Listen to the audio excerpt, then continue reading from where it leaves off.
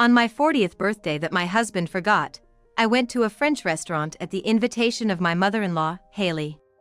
As I was enjoying the meal with the kind Haley, Caleb, who was supposed to be at work, entered the restaurant with a woman I didn't recognize. They looked unmistakably like a couple, and I felt a surge of irritation. Suddenly, Marry You by Bruno Mars started playing in the restaurant. At a table away from us, Caleb proposed to the woman, saying, "I want to make you happy. Will you marry me?" The unfamiliar young woman, given a bouquet and a ring by Caleb, teared up and responded, "I'm so happy. Yes, I will." The surrounding people congratulated them, saying, "Congratulations, and how sweet." I exchanged glances with Haley and, with a smile and a knife in hand, approached Caleb. "Congratulations! What a wonderful proposal! I'm jealous." "Thank you." Caleb, oblivious and buoyed, replied. "You never did anything like this for me," I remarked. At those words, Caleb finally turned around, and his face turned ashen. "My name is Kinsley. I live with my husband Caleb and my mother-in-law, Haley. While mother-in-law and daughter-in-law issues are often a problem in society, in our case, Haley is a wonderful person who supports me more than the somewhat inattentive Caleb, so our relationship is good. Haley, who works hard and respects me for managing the house, is someone I respect for her straight-shooting and strong-willed nature. Both Caleb and I married at the age of 35, and although we couldn't have children, Haley would say with a smile, "It's okay not to have children. It's not all good having them." Having such a wonderful daughter-in-law is more than I could ask for. It'd be asking for trouble to want more. I was grateful for that perspective. 5 years into our marriage, I started to feel something off about Caleb. He began coming home extremely late, saying he had overtime, or not coming home at all, claiming he had to stay at work. Even on weekends, he would leave, saying he had to work. When he was home, he seemed distracted. On our anniversary, Haley and I hoped he would come home early for once, but Caleb didn't return until late at night.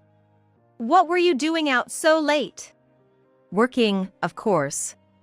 "Don't you remember what day it is?" "Huh? Was there something special today?" "I can't believe it. Today is our anniversary." "Oh, right. I forgot. Sorry." "Forgetting our anniversary and not coming home until this time." "Stop nagging. I forgot because I was busy with work. It's not like we're at an age to celebrate every little thing." "What are you saying?" "Kinsley has been feeling lonely because you've been coming home late and we can't spend weekends together. She just wanted to be with you on our anniversary. She's been waiting for you all this time. You better apologize more sincerely. You're gonna make it up to her later, right?" Haley chided Caleb, who was starting to get defensive. Caleb, feeling guilty, apologized. "Sorry. All this talk about work and overtime, but we've never had this issue before. Is it really work?" Haley voiced the concern I had been harboring. "It really is work. A major client's company went bankrupt, and now our company is at risk of going down with them. I've been swamped with work to prevent that from happening." "This is the first I'm hearing of this." "It's not something that concerns you or Mom. I just hadn't mentioned it. Besides, I'm exhausted from all the work. Let me sleep, and I'll make it up to you tomorrow." With that, Caleb hurriedly excused himself and secluded himself in his room without even taking a bath. Suspicious. I nodded in agreement with Haley's words. It was a relief to know I wasn't the only one feeling this way. The next day, Caleb came home on time, bringing a cake and a small bouquet. True to his word, he celebrated our anniversary, albeit a day late. After that, there were more days when he came home earlier, though not as before. However, I couldn't be genuinely happy. I wondered if he was just trying to cover up, having been suspected by Haley. And Caleb's distant demeanor hadn't changed. Gradually, the days he came home late or stayed out increased, returning to the way it was before. On my 40th birthday, he simply sent a message saying he'd stay at work overnight. without a word of birthday wishes. I had a bad feeling from the morning, and sure enough, it seemed he had forgotten. Really? Forgetting not just the anniversary but your wife's birthday too. Kinsley, I'm so sorry for my foolish son. No, Haley, you don't have to apologize. Please don't worry about it. As an apology, though it might not seem like much. I had a hunch this might happen, so I booked a table for two at a French restaurant near the station. Luckily, a cancellation opened up a spot at a good time. I thought if Caleb remembered, I'd let you two go, but since he didn't, how about we go together? It's my treat today. Really? Can we? French cuisine, and near the station too, that's a popular place, isn't it? You're exaggerating. It's the least I can do to make up for my son's oversight. The French place has a broad clientele and a casual vibe, and there are plenty of affordable options. I'm sorry it's not somewhere fancier. No, I'm thrilled, thank you so much. I'm glad to hear that. Well, it's about time for our reservation, shall we head out? The restaurant had a casual atmosphere, as Haley said, and there were even some flashy-looking young people. I was relieved it wasn't too upscale a French restaurant, as that would make me nervous. The young people seemed to be enjoying their meals, chatting and taking photos with their smartphones. Maybe they were YouTubers reviewing the restaurant. As soon as we were seated, Haley handed me a beautifully wrapped, fairly large box, saying, "This is a present from me." A present? Thank you. Inside was a brand new bag that I had been eyeing. Can I really accept something this nice? Thank you so much. Of course. Kinsley, you've always been so helpful. Please, accept it as a token of my appreciation. I hadn't expected my birthday, which I thought would be as uneventful as our anniversary, to turn out so wonderfully, and I nearly teared up. I'm blessed to have such a kind mother-in-law. Well then, shall we start the birthday celebration? Haley announced, and our dinner began. True to its reputation, every dish served at the popular French restaurant was delicious, nearly making our cheeks fall off. The course progressed smoothly, and just as we were about to finish the main meat dish, Haley suddenly fell silent and turned pale. Haley, is something wrong? When I asked, concerned, she pointed tremblingly towards the entrance behind me. Kinsley, look! Turning around, I couldn't believe my eyes. Caleb, who was supposed to be staying overnight at work, entered dressed in a stylish suit, accompanied by a young woman in a neat dress. Caleb was escorting her, arm in arm. I thought I was mistaken, but no matter how many times I looked, it was definitely Caleb. I was so shocked that I forgot to breathe for a moment, watching the two of them. Caleb, looking happy, didn't seem to notice us at all. Kinsley, this is... Yes. Probably. But, should we watch a little longer? It's not confirmed it's cheating yet.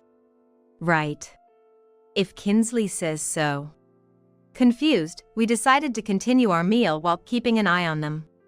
Fortunately, Caleb's table was far from ours, and he, being in high spirits, didn't notice us at all. I hoped it was a misunderstanding, but Caleb and the woman looked unmistakably like a couple from any angle.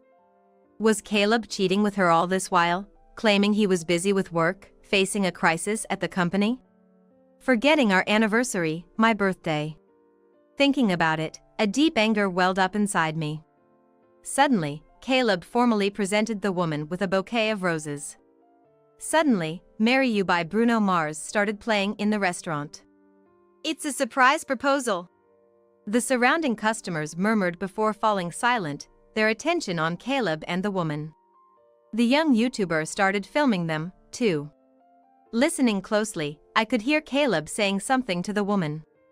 I'm sorry, I can't always be by your side. But Ellie, I want to make you happy. Caleb said, offering her an engagement ring. Will you marry me? The woman, tearfully accepting the bouquet and ring, replied. I'm so happy. Yes, I will. At the same time, warm applause and voices saying, "Congratulations," and "I'm jealous" filled the air. The song reached its climax, heightening the atmosphere. Wow, this is amazing. So this place does these kinds of services, huh? Got to see something good. The YouTuber commented to his camera. Caleb, how could you? I couldn't believe it. Not just cheating, but proposing. I looked at the woman Caleb called Ellie. Her face, brimming with pure joy upon receiving the proposal, had a refined and graceful air that didn't seem to belong to someone who would knowingly get involved with another's husband. Of course, appearances can be deceiving, but still. I glanced at Haley, who seemed to be looking at me, waiting for my reaction. Our eyes met. That foolish son. We can't let this go. Haley's eyes held a quiet rage. Yes, Haley. We took unused knives from the cutlery box, holding them in one hand as we made our way through the other customers towards Caleb. Congratulations! What a beautiful proposal! I'm so envious, I said, with the biggest smile I could muster. Thank you. Caleb, still buoyed, responded without realizing it was me. You never did anything like this for me. With those words, Caleb finally noticed and turned around cautiously. Then, seeing me smiling, he turned pale. Kinsley! Why? Why are you here? We came here at Haley's invitation. Right, Haley? I turned back to Haley, still smiling. Haley nodded back with a smile. Exactly. But I'm surprised. Who would have thought my son, who was supposed to be staying at the company because of its critical situation, who is already married to Kinsley, would be proposing to another woman? Can you explain what's going on? Seeing the knife we were holding, Caleb turned even paler but managed to squeeze out some words. It's not what it looks like. What do you mean, not what it looks like? This is, not a proposal or anything. She's a junior at work. I just wanted to thank her because she's always working hard with me. And since it's her birthday today, I was just giving her a present and celebrating. Caleb's clumsy excuse caused a stir among the onlookers. It clearly looked like a proposal. What are you trying to hide? He's already married, really? Even the staff at the restaurant were puzzled by the situation. Thought it was a successful proposal, but then the wife shows up. Looks like we've stumbled into a real-life drama, so it's emergency live streaming time, said the YouTuber, starting to film us. I pressed on, not caring, and focused on the sapphire ring on the woman's left ring finger. Interesting. A bouquet of roses and that ring, which obviously looks more expensive than the one you gave me, as a birthday present for your junior, huh? Well. By the way, today is my birthday too. Did you remember that? Caleb's face showed realization. He had, indeed, almost forgotten. Caleb, what have you been saying since earlier? A junior? A birthday present? But who are these people?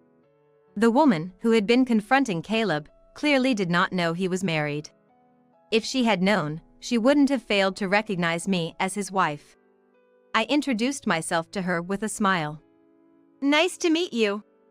I'm Caleb's wife of 5 years. He's always in your care. I emphasized the word wife particularly strongly. I am Caleb's mother. I had no idea my son was in a good relationship with you while already having a wife. Haley introduced herself to the woman with a full smile. The murmuring around us grew louder. His wife, so he really was married. Proposing to another woman while married? That's the worst. Poor wife. Take back my congratulations. What, a real-life drama? Are they shooting a drama or something? More onlookers gathered around. The woman turned pale at our introduction and muttered, "No way." Then, with tears in her eyes, she glared at Caleb. These were tears of a different kind than those of joy she had shed earlier. What do you mean? Caleb, you never told me you had a wife. No, you're married. And you proposed to me while having a wife. What does that mean? I've always trusted you. It's not like that, Ellie. It's not an affair. I was serious. I intended to marry you. That's why, before getting married to Ellie, I was planning to divorce Kinsley. Caleb stopped himself, realizing he had dug his own grave. But it was already too late. So you admit to the affair? The mistress was also deceived. Wow, that guy is the worst on so many levels. Criticism towards Caleb from those around us grew even larger. This is definitely a showdown. Saw something incredible. The stream is hitting an all-time high. The YouTuber was excited as if he had caught something great on camera. Huh, you were planning to divorce me and remarry. Surrounded by 3 women and the focus of everyone in the restaurant, Caleb was sweating profusely. Suddenly, the woman stood up. In the next moment, she swung her purse full force and smacked Caleb right across the face. The sound of the hit echoed throughout the restaurant, and the previously buzzing crowd fell silent for a moment. Ugh! Caleb groaned in pain, holding the spot where he was hit. At that moment, thunderous applause erupted from around. Even louder than when the proposal was accepted. Way to go! Serves that loser right. Wow, caught an amazing moment on camera. The woman, without looking back at Caleb, took off the ring, slammed it on the table, and ran out of the restaurant, leaving the bouquet behind as well. Caleb, having been hit with a hard purse, was still groaning in pain. Are you okay? I couldn't help but ask, to which Caleb looked at me with tears in his eyes. Then, as if driven by some thought, he stood up and, without caring about the onlookers, began to apologize. Kinsley, I'm sorry, please forgive me. What are you doing? I just lost my mind for a moment. The only person I truly love is you. So.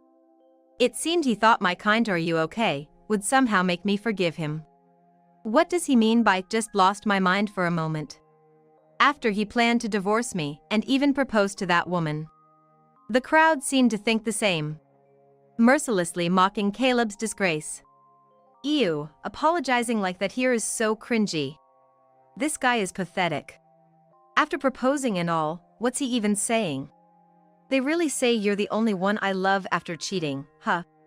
People started filming Caleb with their smartphones. Look up at me? When I deliberately spoke in a kind tone, Caleb lifted his face, showing a relieved expression as if he thought he was forgiven.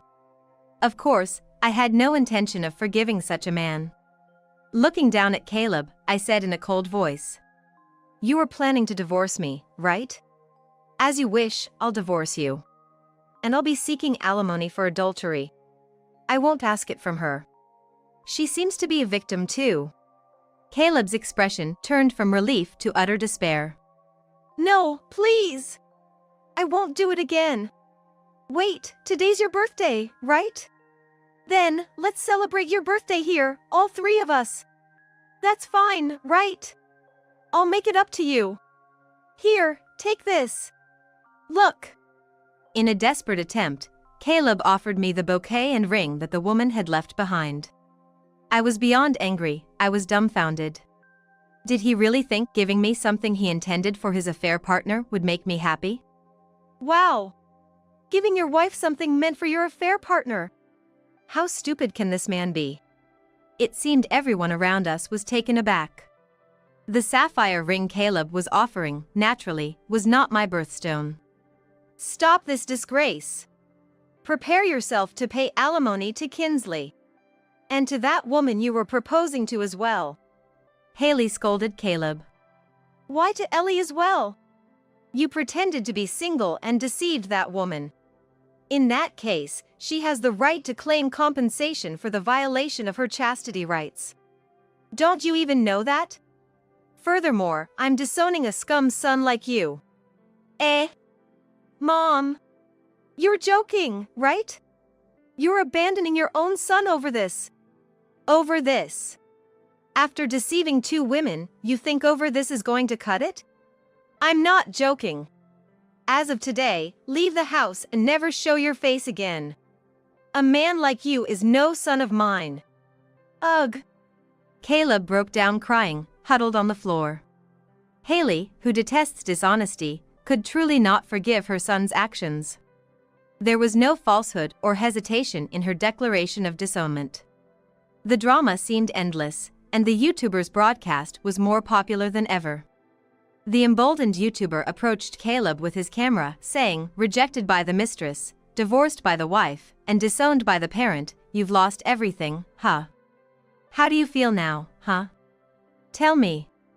Caleb, attempting to escape the broadcast, stood up and tried to flee the restaurant. "Wait! Don't run away!" Haley grabbed Caleb by the collar. Then, Caleb fell backwards onto the floor with a thud.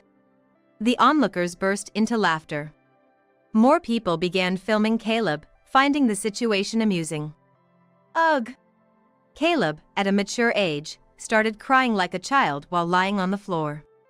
It must have been the pain, humiliation, and shame reaching their limits. Haley and I were troubled. We couldn't cause any more trouble for the restaurant. We had already caused enough disturbance. Surely, the restaurant staff must have been thinking, what a day this has turned out to be. Stop crying. Pay the bill, and let's go home. Haley and I lifted the sobbing Caleb, paid the bill, and repeatedly apologized to the restaurant staff and other customers for the inconvenience. A grown man crying in public like a child, leaving his mother and wife to apologize for his actions, was truly pitiful. The YouTuber was the only one who said, "No, you gave us something good to watch. Thank you." On the way to the municipal office in the car, Caleb, thrown into the back seat, cried his eyes out, begging for forgiveness, but both Haley in the passenger seat and I driving ignored him the entire time. After picking up divorce papers at the office, we headed home. Then, Haley and I forced a reluctant Caleb to sign the divorce papers, kicked him out of Haley's house along with his belongings, and took away the keys. Caleb banged on the door yelling, "At least let me stay tonight," but all I replied was, "I thought you were staying at the company tonight." The next morning, after staying at a hotel, when Caleb went to work, it seemed the whole office had learned about Caleb being married while proposing to his mistress, deceiving her, and his disgraceful behavior in the French restaurant, as everyone looked at him disdainfully and whispered behind his back. Apparently, the YouTuber's live stream and uploaded video from the previous day quickly became a hot topic, with tweets from those present, photos of Caleb apologizing and falling, clips from the YouTube video, and other angles filmed by other customers circulating online, spreading Caleb's lowest moments in disgrace across the internet. The office was abuzz with the rumors. The notorious video had many highlights, from the proposal to the wife's appearance, the mistress hitting him, apologizing, divorce and disownment declaration, and the fall. Attracting viewers who love satisfying stories, dubbing it real-life satisfying drama, with views skyrocketing. The video, titled "The Man Who Proposed to Another Woman While Having a Wife Loses Everything," even made it to compilation sites. "You're seriously messed up, man. What the heck were you thinking? Your life's over," Caleb was told by a close colleague, turning his face ashen. No wonder. His disgrace was floating forever in the sea of the internet. However, Caleb's misfortune didn't end there. He was called into the president's office that very day and was fired. "Caleb, what have you done?" Caleb's affair partner, Ellie, turned out to be the daughter of a major client's CEO. The client's CEO found out about the video through rumors among employees and, after watching it, became furious upon discovering his daughter had been deceived. "Our client is furious with our company. I need you to take responsibility and resign," he was told. Caleb couldn't offer any defense. The truth was, he had approached Ellie knowing who she was, hoping to benefit from her status, even aspiring to possibly become the next president through her. There was no room for excuses. Now jobless, Caleb found it impossible to get hired anywhere else as his disgrace had become toy fodder on the internet, known to every company's HR department. I relentlessly filed for alimony against him. And Ellie, too, filed for damages against Caleb for deceiving her into a relationship under the pretense of being single, violating her right to chastity. "You enjoyed dating me too, right? Why are you demanding alimony from me? I've already lost my job. Give me a break." Caleb pleaded. But such an argument was futile. In their last meeting, Ellie coldly told him, "Every moment I spent happy with you is now a dark history," under the watchful and intimidating glare of her father, the company president. Eventually, Caleb had to pay a hefty sum in alimony to both me and Ellie, forcing him to take on debt. He finally got a job at a labor-intensive, understaffed factory known for its harsh conditions, where he worked exhaustingly hard, hiding his face with a mask. Too busy to even come home, Caleb's lie about his work became his reality. In a male-dominated factory and too busy to find another woman, it's unlikely any woman would be interested in Caleb after such a public downfall. Now, Caleb is afraid to even show his face outside, always wearing a mask when he does. Honestly, I never imagined things would turn out this dire, but it was all Caleb's doing. The saying goes, bad news travels fast, but in today's digital age, a digital tattoo remains forever, a frightening thought. Haley apologized to me numerous times, saying, "I'm so sorry my foolish son caused such trouble. I can't believe I raised him to turn out like this." It's not your fault, Haley. Having you on my side was truly reassuring. Thank you. It's not uncommon for some mothers to blame the wife when their son cheats, defending their son by saying, "It's the wife's fault for being cheated on." I'm grateful Haley wasn't like that. Yet, it makes me wonder how Caleb turned out this way despite being raised by such a respectable mother. Kinsley, thank you. Would you mind staying in touch? You're already like family to me, and even if you divorce Caleb, I'd like you to stay here. Yes, I'd also prefer that if you wish so. After such an exchange, we continue to live together and get along like a real family. Later, Ellie also came to apologize. Though I didn't know he was married, I'm truly sorry for having an affair with Caleb. I was too shocked at the time to apologize. I'll also pay the alimony. I told her, "Please, don't apologize. There's no need for alimony. You're a victim of that man too." Haley added, "That's right, Ellie. You're not to blame. If anyone should apologize, it's me for raising such a foolish son. I'm sorry." After our conversation, Ellie insisted on making amends and ended up treating us to coffee. Now, the three of us occasionally get together for tea, having become good friends. After being struck by a car and suddenly forced into a life in a wheelchair, what my husband handed me was a completed divorce form. "It's your own fault you're in that wheelchair. I don't want to deal with caregiving. Let's get a divorce. I'm not gonna clean up your mess," he said coldly, plunging my world into darkness. After 40 years of supporting him, I couldn't accept this treatment. A flame of anger ignited within me. My name is Evelyn. I had just turned 60. I've been married to Liam, who is 3 years older than me, for 40 years. We met during our community college days. Back then, I looked forward to having coffee at the small cafe where he worked.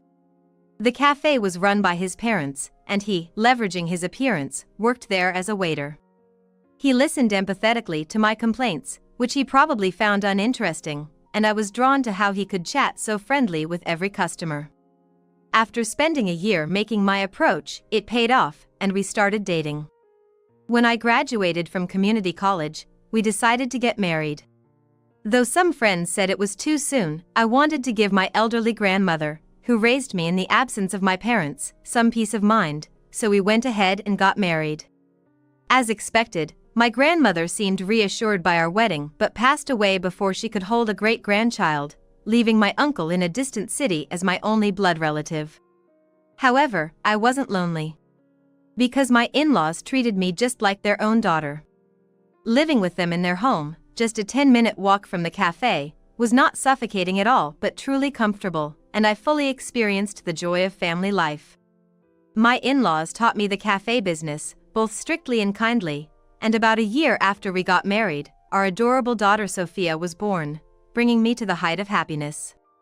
Shortly thereafter, my in-laws decided to retire. They probably wanted to hand over the cafe during the good times.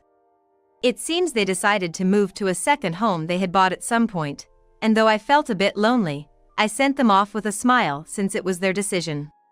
Soon, the cafe officially became my husband Liam's responsibility, and I joined him in running it. Fortunately, I had been thoroughly trained by my in-laws in everything from the menu recipes to bookkeeping right after getting married, and Liam had likewise learned by their side, so the cafe continued to do well with our regular customers sticking by us. However, as the national economy improved and my in-laws were no longer around to keep an eye on things, Liam started to slack off at work. I'm gonna head out for a bit. Hey, it's almost lunchtime. Can't you see I'm swamped here?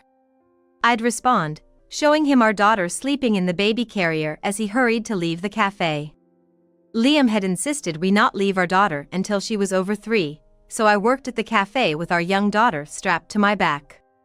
If you're not here and she gets upset or needs a diaper change, and I have to step away, then there will be no one to look after the customers. It's a problem. It's fine. It's mostly regulars who come anyway. Besides, making them wait a bit or cutting corners won't hurt our prices. No. I was at a loss for words at his carelessness, which seemed out of place for someone in the food service industry, but what he said wasn't entirely wrong. At that time, we were experiencing a rare economic boom, and our cafe, like others, had plenty of customers who spent generously. Our menu items ranged from $20. A minor slip-up here and there, and our regulars, who make up the bulk of our clientele, would forgive us. Newcomers would probably let it slide at these prices too, my husband thought. The leniency was such that there were customers who would tip me, seeing how hard I was working while juggling child-rearing. Unlike today, the online information wasn't widespread, so word of mouth, for better or worse, didn't spread so easily. In fact, there were plenty of cafes offering lower quality than ours that still managed to stay afloat. However, I truly wanted our customers to leave feeling that was delicious, and I felt so relaxed, and I didn't want to tarnish the reputation of the cafe handed down by my in-laws. Customers, tables, meals, coffee, and even my daughter. I was managing everything attentively, working through my tasks. The small size of the cafe, with no real peak times, meant I could run it on my own, and thanks to the economy, we were making a decent profit. But that was the issue. Honey, we have an order. 2 new customers ordered sandwiches with coffee. I'm busy right now. You take care of it. That horse I bet on hit big. I was dumbfounded as my husband casually dismissed me and continued his conversation with a regular across the counter. Originally, my husband was in charge of the kitchen and I took care of the front of the house, but as he thought I could manage, he increasingly began to slack off. After finishing the prep work and opening preparations, he would chat with regulars or read the racing paper, merely observing me work as if it were someone else's business. If I complained, he'd retort with a nonchalant face, "You're managing fine on your own, I don't need to bother." Sometimes, he'd even leave the cafe during business hours to hang out, following an invitation from regulars. Around that time, with the passing of my in-laws one after another and the inheritance that came our way, it probably further fueled his tendency to laze around. But it wasn't just slacking off at work. Believing that household chores and child-rearing were women's duties, it was normal for him not to lift a finger even if our daughter cried, saying things like, "Change her diaper," or "Isn't it time for her baby food? Feed her." As a result, in his stead, I ended up leading a dizzyingly busy life, managing the cafe, household chores, and child-rearing all on my own. When our daughter reached elementary school, customers stopped spending money as freely. Prodded by our regulars, my husband finally started working again, but there was much to be desired in his work ethic after years of laziness. However, I couldn't just bluntly point it out. When I began to speak up, he, losing his motivation, used the cafe as leverage in our negotiations. Considering my in-laws' feelings, I had no choice but to give in. I swallowed the complaints I had about my husband, which were at the tip of my tongue, and decided to quietly support him to ensure the cafe's stability and sufficient revenue. As usual, he didn't help with housework or child-rearing, and his laziness hadn't gone away, but I told myself that supporting him was my role as a wife and worked desperately. Now, 40 years into our marriage, the cafe has survived numerous recessions and is still going strong. Our daughter, who helped out as the face of the cafe, has married a wonderful man, moved out, and is now the proud mother of a boy. Conversations with my husband have become less frequent, and we each have more time to ourselves, but that's not unusual for couples our age. I even think we get along better than other mature couples since we share meals and a bed. Despite the ups and downs, I take pride in how we've run the cafe and raised our daughter together. The only thing left was the matter of a successor. One day, when it started raining in the evening. What should we do? I didn't expect it to rain and I don't have an umbrella. Do you have one? No, I don't have one either. Even though it's close, getting drenched at this time of year could lead to a cold. I don't want to risk that at my age. As I sighed, my husband tossed me the keys to the bicycle that was parked at the cafe. Get home before it gets worse. You can make it back before the rain gets too heavy on the bike. I'm going out to drink with the usual guys anyway, I'll lock up. With that, he urged me to go home. Taking his word for it, I left the cafe first to start preparing dinner. About an hour later, as I was about to take a break, I realized I had left my smartphone at the cafe. My husband had said he was going out with friends for drinks, and being without my smartphone for even a night was troubling, as it was my means of contact in case of an emergency. Rushing back to the cafe to retrieve it, I was startled to see two figures moving in the darkness of the closed cafe. Thieves, perhaps? As I debated calling the police, my hand accidentally turned on the light. The sight before me nearly made my knees buckle. There stood my husband, with an unfamiliar woman embraced in his arms. Why are you here? Overcome by his flustered demeanor and the unmistakable atmosphere, I fled the scene. Panicked by my husband's act of betrayal, I didn't notice the flashing signal in front of me. In the next moment, car headlights blinded me, and I felt a sharp pain as I was struck, spinning around before losing consciousness. When I came to, I was in a hospital bed, with my disheveled daughter looking over me worriedly. Thank goodness. Please come. My mother has woken up. Piecing together the doctor and my daughter's story, it seems I had been hit by a car and had not woken up for 3 days. I hadn't had any ID on me, but fortunately, a regular customer who witnessed the accident was able to contact my husband. My daughter, having received the call from my husband, explained the situation to her son and husband and came to me that very day. A few days after regaining consciousness, with my family gathered in the doctor's office, I was confronted with a reality too hard to accept. I had suffered spinal cord damage due to the accident. I would never walk again, nor could I go to the bathroom on my own. I would need constant care and a wheelchair for mobility. The doctor's words left me speechless, and my husband and daughter seemed unable to hide their shock. However, I was not so weak as to despair over this. My daughter visited me every day, providing support both emotionally and physically.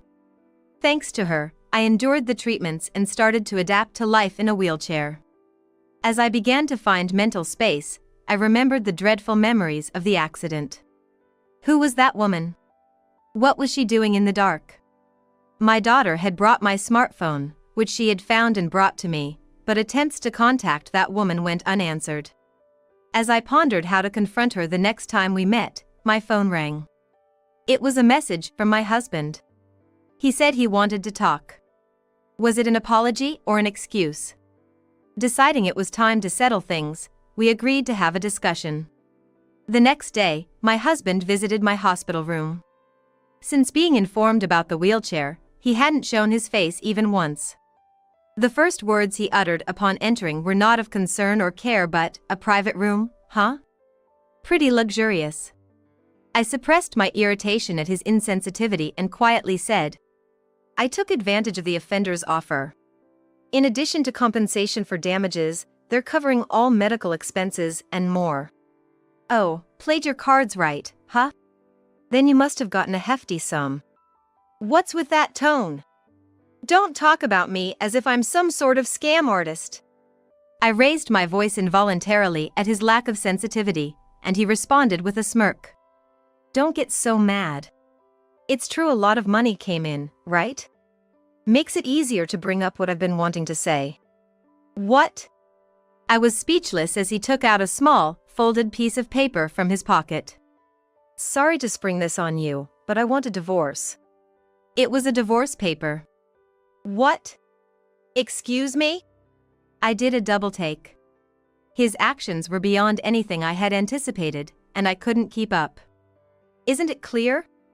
I told you I had something to discuss. Are you serious? Yes.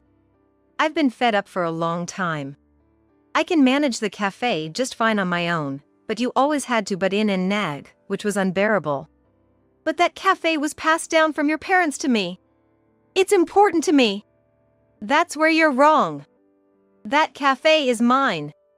Even when I wanted to sell it because I was fed up with your nagging, you begged me on your knees not to sell. Well, at that time jobs were hard to come by.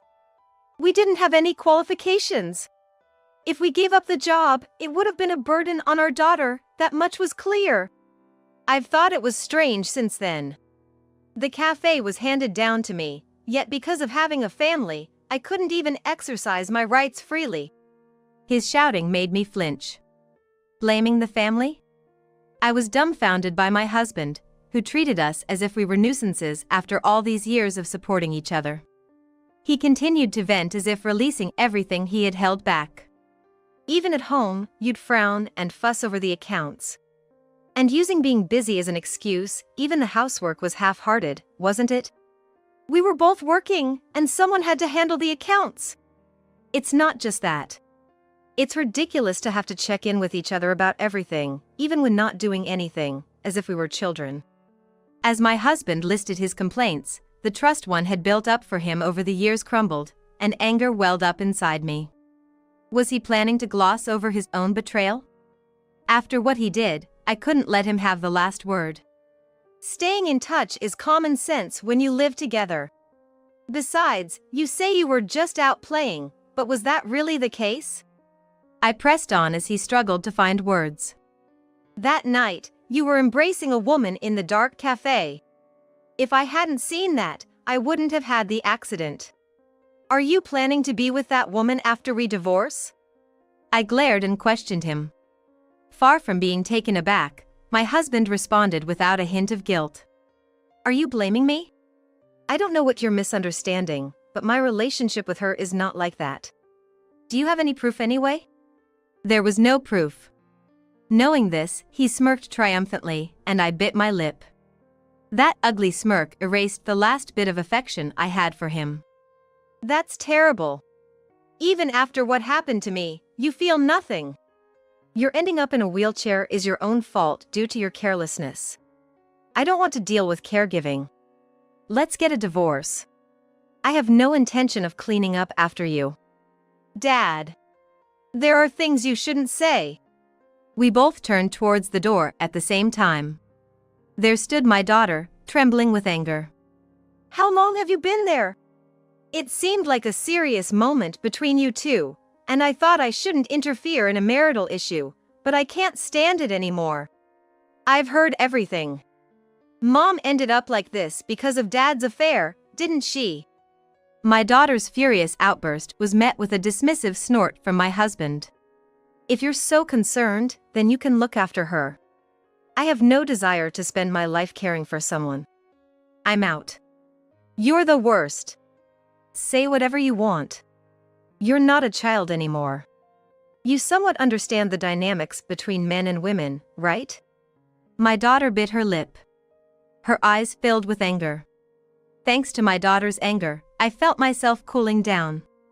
As I stared at the divorce papers, I asked my husband, "What was everything I've done up to now?" I thought I had been doing my best to support you, but are you ready to discard me now that I'm no longer useful? It's that sanctimonious attitude that's infuriating. Your hospitalization reminded me of the freedom I once had. After tasting that life, there's no way I can go back to how things were. This is a good opportunity. Let's both be free. Fed up with my husband's statement about my accident being a good opportunity, I decided to agree to the divorce. I didn't want to be with this man any longer, but I wanted to take what I could get. When I brought up the division of assets, he visibly became irritated, but we agreed that I would receive all the compensation from the accident, and in exchange for not touching the house, cafe, or any household items, I would receive 60% of our savings. Let's just get this over with. I'll withdraw your share now, so sign the divorce papers in the meantime. After saying that unilaterally, my husband hurried out of the hospital room.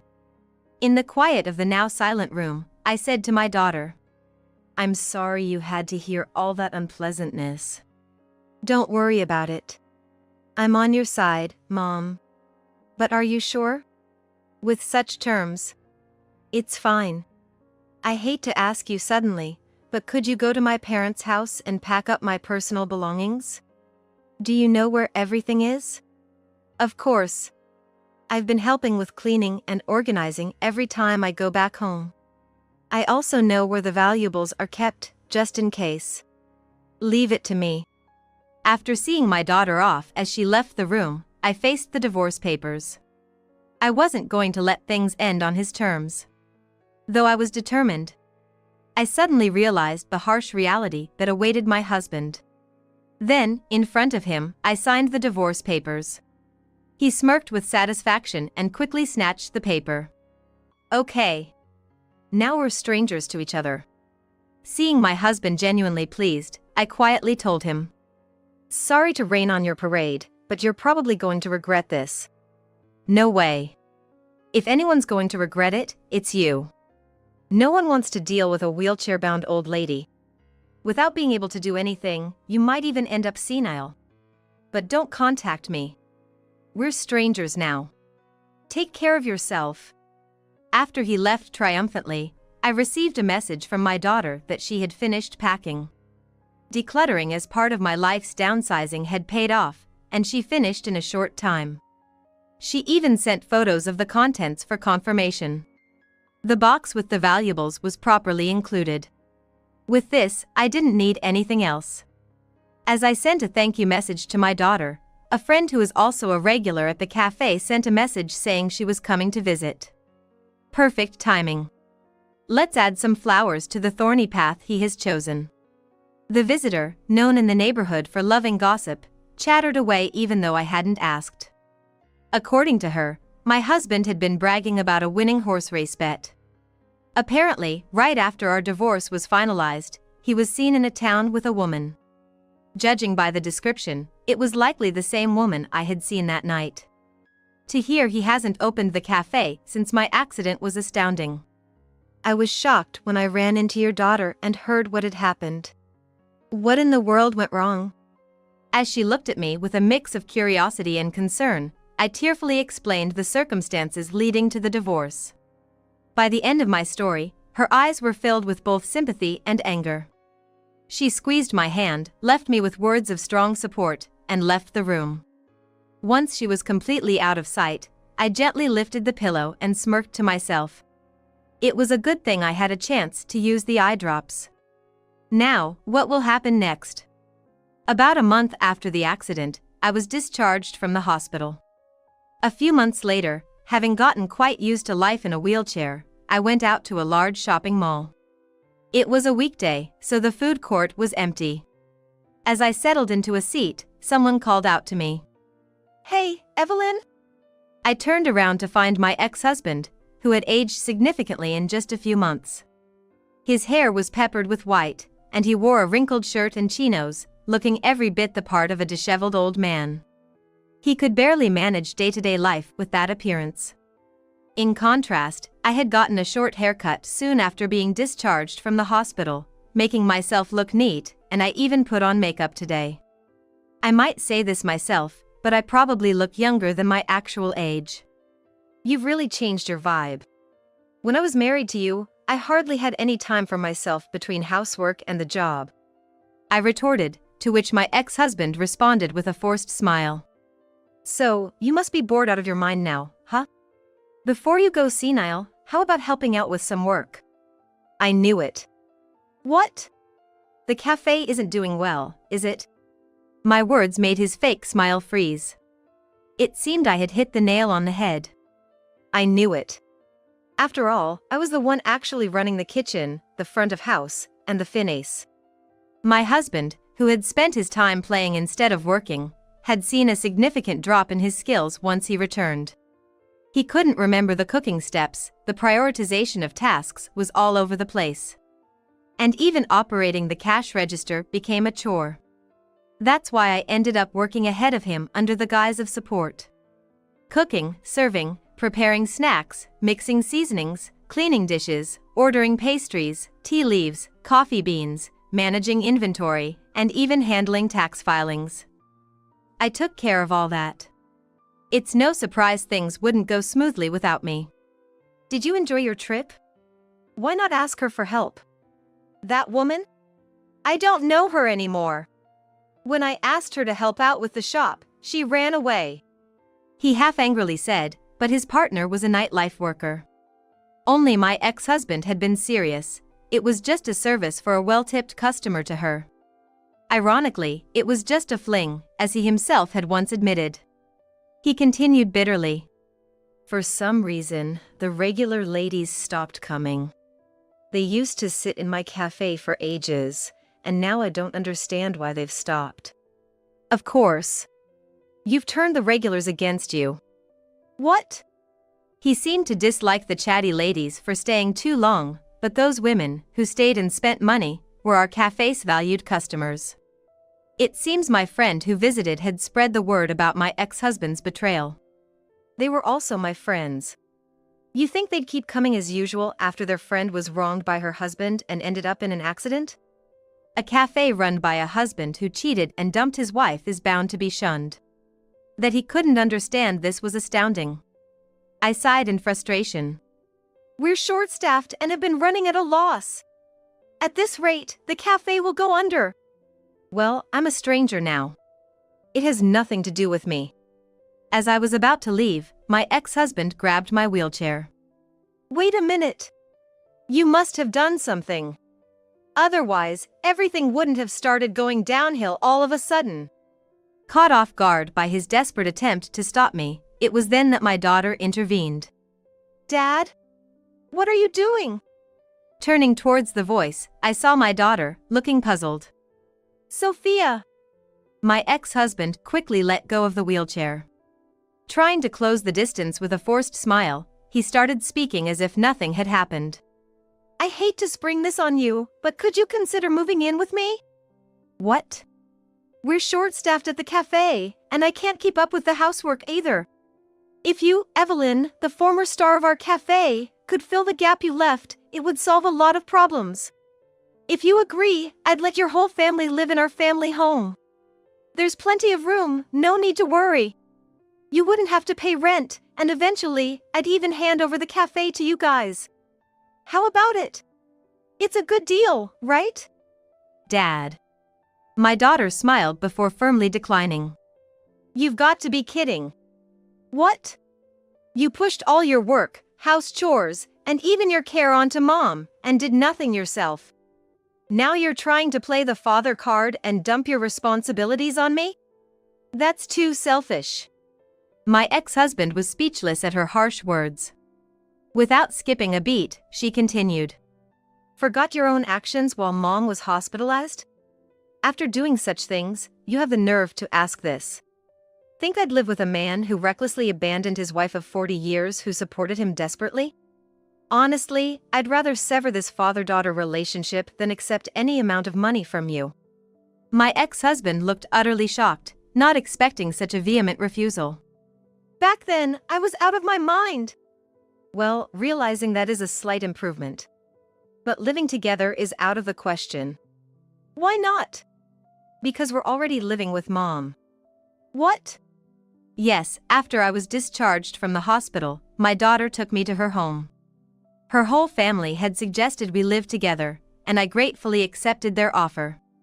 So, even more reason to stay with me. You won't need to bother with caregiving. Sorry to disappoint. We're not enduring our living situation, we chose it. Huh? What can she do? She's just a burden. Forgot what the doctor said? My lower body might be impaired, but my upper body is fine. Since moving in, I've taken over cooking duties. Oh! It seemed my ex finally remembered. Caregiving isn't as demanding as you think. It's mostly helping me in and out of the bathroom or car. Plus, with both parents working and only managing to feed our son, having mom cook 3 meals a day, complete with delicious coffee, has kept our family healthy. After 40 years in the food industry, her cooking is unbeatable. Her cafe snacks were always a hit, remember? Seeing my daughter's radiant smile, my ex-husband remained frozen in shock. I exchanged a glance with my daughter and began to leave. Suddenly, my ex-husband started crying out. I was wrong. Without you, I realized how crucial our daily life and the cafe were. Please, remarry me. I sighed deeply. My mind was made up. Absolutely not. I firmly decline. As I said this, wait. Please wait. My ex reached out desperately. Quickly, my daughter maneuvered the wheelchair away from him. Shortly after, security arrived, prompted by someone, and my ex-husband was escorted away as he began to cause a scene for being refused. Wanting to avoid further entanglement, we left the mall to dine elsewhere. After the confrontation, I felt surprisingly at peace. 6 months later, I learned through friends that the cafe had closed. My ex-husband had sold the house and tried to multiply that money through horse racing, but suffered great losses. Now, he lives in an older public housing, scraping by on his pension. As for me, I use my free time to run a cooking class, charging only for ingredients. The only cost required is for the ingredients. Any kitchen-equipped place works. The most involvement I have is with elementary schools, where I engage in activities that also serve as community exchange events. Some schools have even started cooking clubs with me as a guest instructor due to the current retro cafe boom. The classic cafe menus from yesteryears are incredibly popular. Despite the unexpected accident that cost me the use of my legs, it has led me to an unimaginably happy retirement. It feels like I'm reclaiming 40 years of myself, and I'm looking forward to living the rest of my life exactly as I please. It all started right after I bought a house with a yard. My husband and my mother-in-law were all smiles as they made an unsolicited declaration of moving in. They're saying they're gonna move in too. If you don't like it, you can just divorce my son. If the mother-in-law is coming, that means sister-in-law of mine will surely follow. They know full well I'd hate this, and yet, here we are. The harassment that's bound to continue even after moving. I couldn't help but shudder. I don't want this. I'm not planning to live with you guys. You seem to not know your place. My mother-in-law raised her eyebrows in disbelief. What she pulled out next was a divorce paper. Already signed by my husband. Her face read clear as day, all she cared about was getting the house. Their plan worked out terrifyingly well. I struggled to suppress my laughter. How I must have looked, trembling and looking down. My mother-in-law appeared victorious. I solemnly signed the divorce papers, packed my bags, and left that dreadful in-laws house behind. The day I moved out, I got a nasty call from my former mother-in-law. You've realized it now, haven't you? The former mother-in-law was insisting we meet to talk. Exactly what I wanted. I'd go and give her a piece of my mind. After meticulous planning to put them in their place, I was on my way to the showdown. My name is Tatiana. I work as an office worker at a marketing agency. It was the department head of a newspaper company who introduced me to Ken. Unable to reject the department head's offer due to my vulnerable position. At 29, I ended up marrying Ken after a 6-month courtship, overwhelmed by his persistence. I would curse myself for a long time for making a wrong decision at such a critical moment. From the start, I believe my mother-in-law intended to deceive me. She seemed calm and kind, but once I became her daughter-in-law, she showed her true colors. She dropped the facade of an understanding older woman to reveal the demon mother-in-law beneath. Hey, Tatiana. What are you dragging your feet for? Didn't I tell you to weed the garden after you're done with the dishes? There wasn't a single day the screeching voice of my mother-in-law didn't fill the in-laws' house. I was daily filled with dread. Barely managing a sigh in response was all I could muster. After marrying, I reluctantly agreed to live with my husband's family at his insistence. His father had passed away from illness, and his mother had been suffering from a limp for years. He begged me, saying he couldn't bear to leave his elderly mother alone in their old home. But once we moved in, what do you know? The supposedly pained mother-in-law was walking around just fine, claiming it was her duty to train me, harshly, every day. And my husband? No better. Even when I expressed a desire to live separately, he would find an excuse to avoid it. Always under his mother's thumb. Never standing up for me when his mother scolded me. I'm sorry, my family's got quite the temper. Don't just stand there smiling, help me. I'm really struggling here. After the marriage, I started feeling intense anxiety and depression. I'd find myself crying unexpectedly or suddenly feeling sick. After seeing a specialist, I was diagnosed with an adjustment disorder. Realizing how negatively living with my in-laws' family was impacting me was truly disheartening. My mother-in-law, uncaring of how I felt, continued to make unreasonable demands. Don't you dare slack off just because it's your day off. Have you finished cleaning the room? You haven't even gone shopping yet? Make sure you check the sales before you go. Please stop rushing me. I have a headache. I'll make sure to clean and do the shopping later. Don't be so lazy. Do as you're told.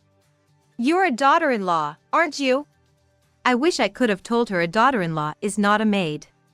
Her demands were mostly about the house itself.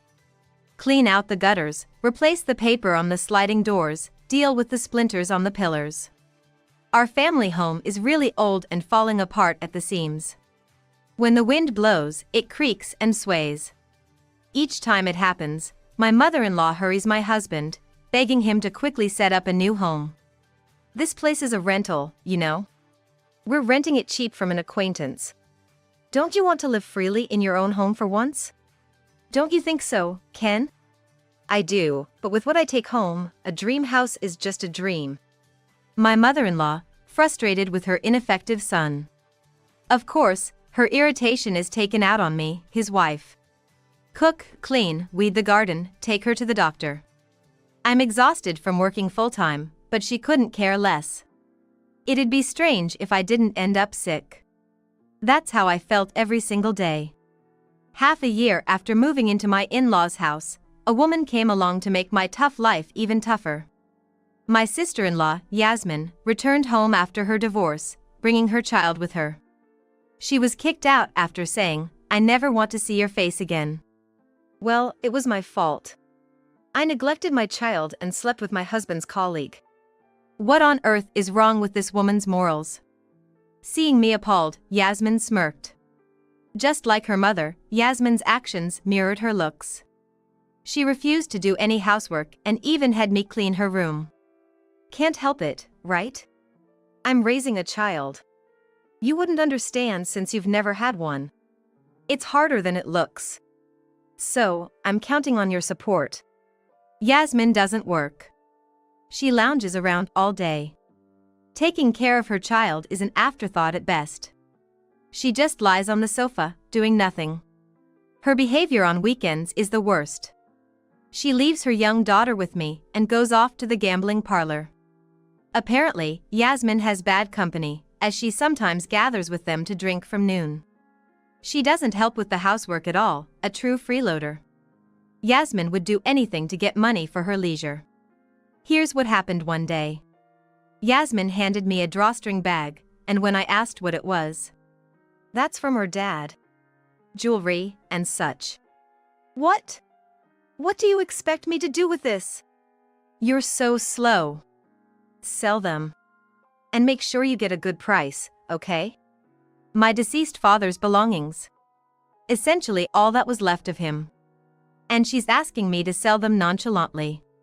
It made me sad. Thinking of her using the money for gambling made it even worse. I just couldn't do it, so I explained the situation and handed the whole bag over to Ken. What he did with his father's keepsakes, I don't know, nor do I want to. So many things happened around the time Yasmin came back.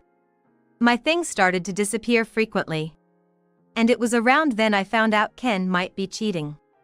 My friend who works at a different company happened to see him on a day off, walking arm in arm with a flashy-looking young woman. I was furious when I heard, "I'm working hard even on my days off, and you're out having fun with some young girl? That's cheating, isn't it? Who is she? Tell me the truth." "It's not cheating. She's just a girl from a strip club." "And how is that okay? Can't you, a married man, stay away from places like that?" Yasmin watched our exchange, laughing uproariously.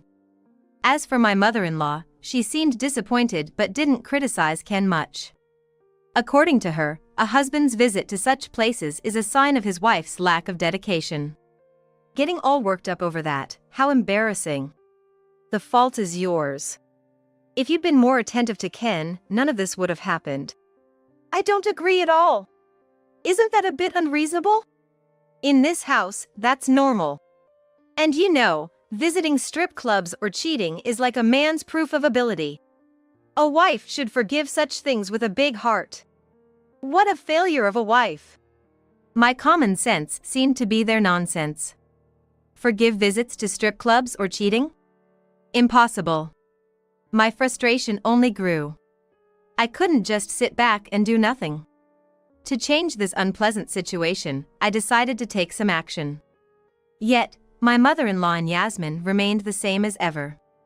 Day in and day out, they treated me like some kind of servant. Lying around on the sofa and floor like seals, the two of them would raise their voices the moment they felt hungry. "Hey! Why isn't lunch ready yet? It's already noon." "Don't dilly-dally. Seriously, you're so slow it's frustrating." "Well, why don't you make it yourselves? I've been cleaning the yard and shopping without a moment's rest, you know? Don't talk back. Do you even understand your place as a daughter-in-law?" It seems even having an opinion isn't allowed. Frankly, I was fed up. I wanted a divorce, and fast. But if it were that easy, I wouldn't be in this mess. The person who introduced me to my husband was a manager at a newspaper company we both respected. I had even been asked by my boss not to do anything that would embarrass him. Infuriatingly, my mother-in-law knew this all too well and often used it against me. I was completely trapped. For a while, all I could do was endure. Then one day, my husband's infidelity became an undeniable fact. A colleague from a competitor caught him red-handed. This was the first step in my preparation. I had to make the next move. About a month later, I think. After dinner, my sister-in-law spread out a housing catalog on the table. It was unmistakably the one I had kept in my bag. "Look at this. Looks like Tatiana was planning to buy a house." "Wait. You went through my bag? Why would you do that?" "Just be quiet." "Oh? It's a bit rural but looks like a nice house." "Hey, Tatiana. You should have consulted me about this." The house I had my eye on was a detached house with a yard. Just as my mother-in-law said, it was in the countryside but a pretty nice property. I had already visited the place a few times and met with the real estate agent. When I opened up about it, the three of them finally took the bait. "What?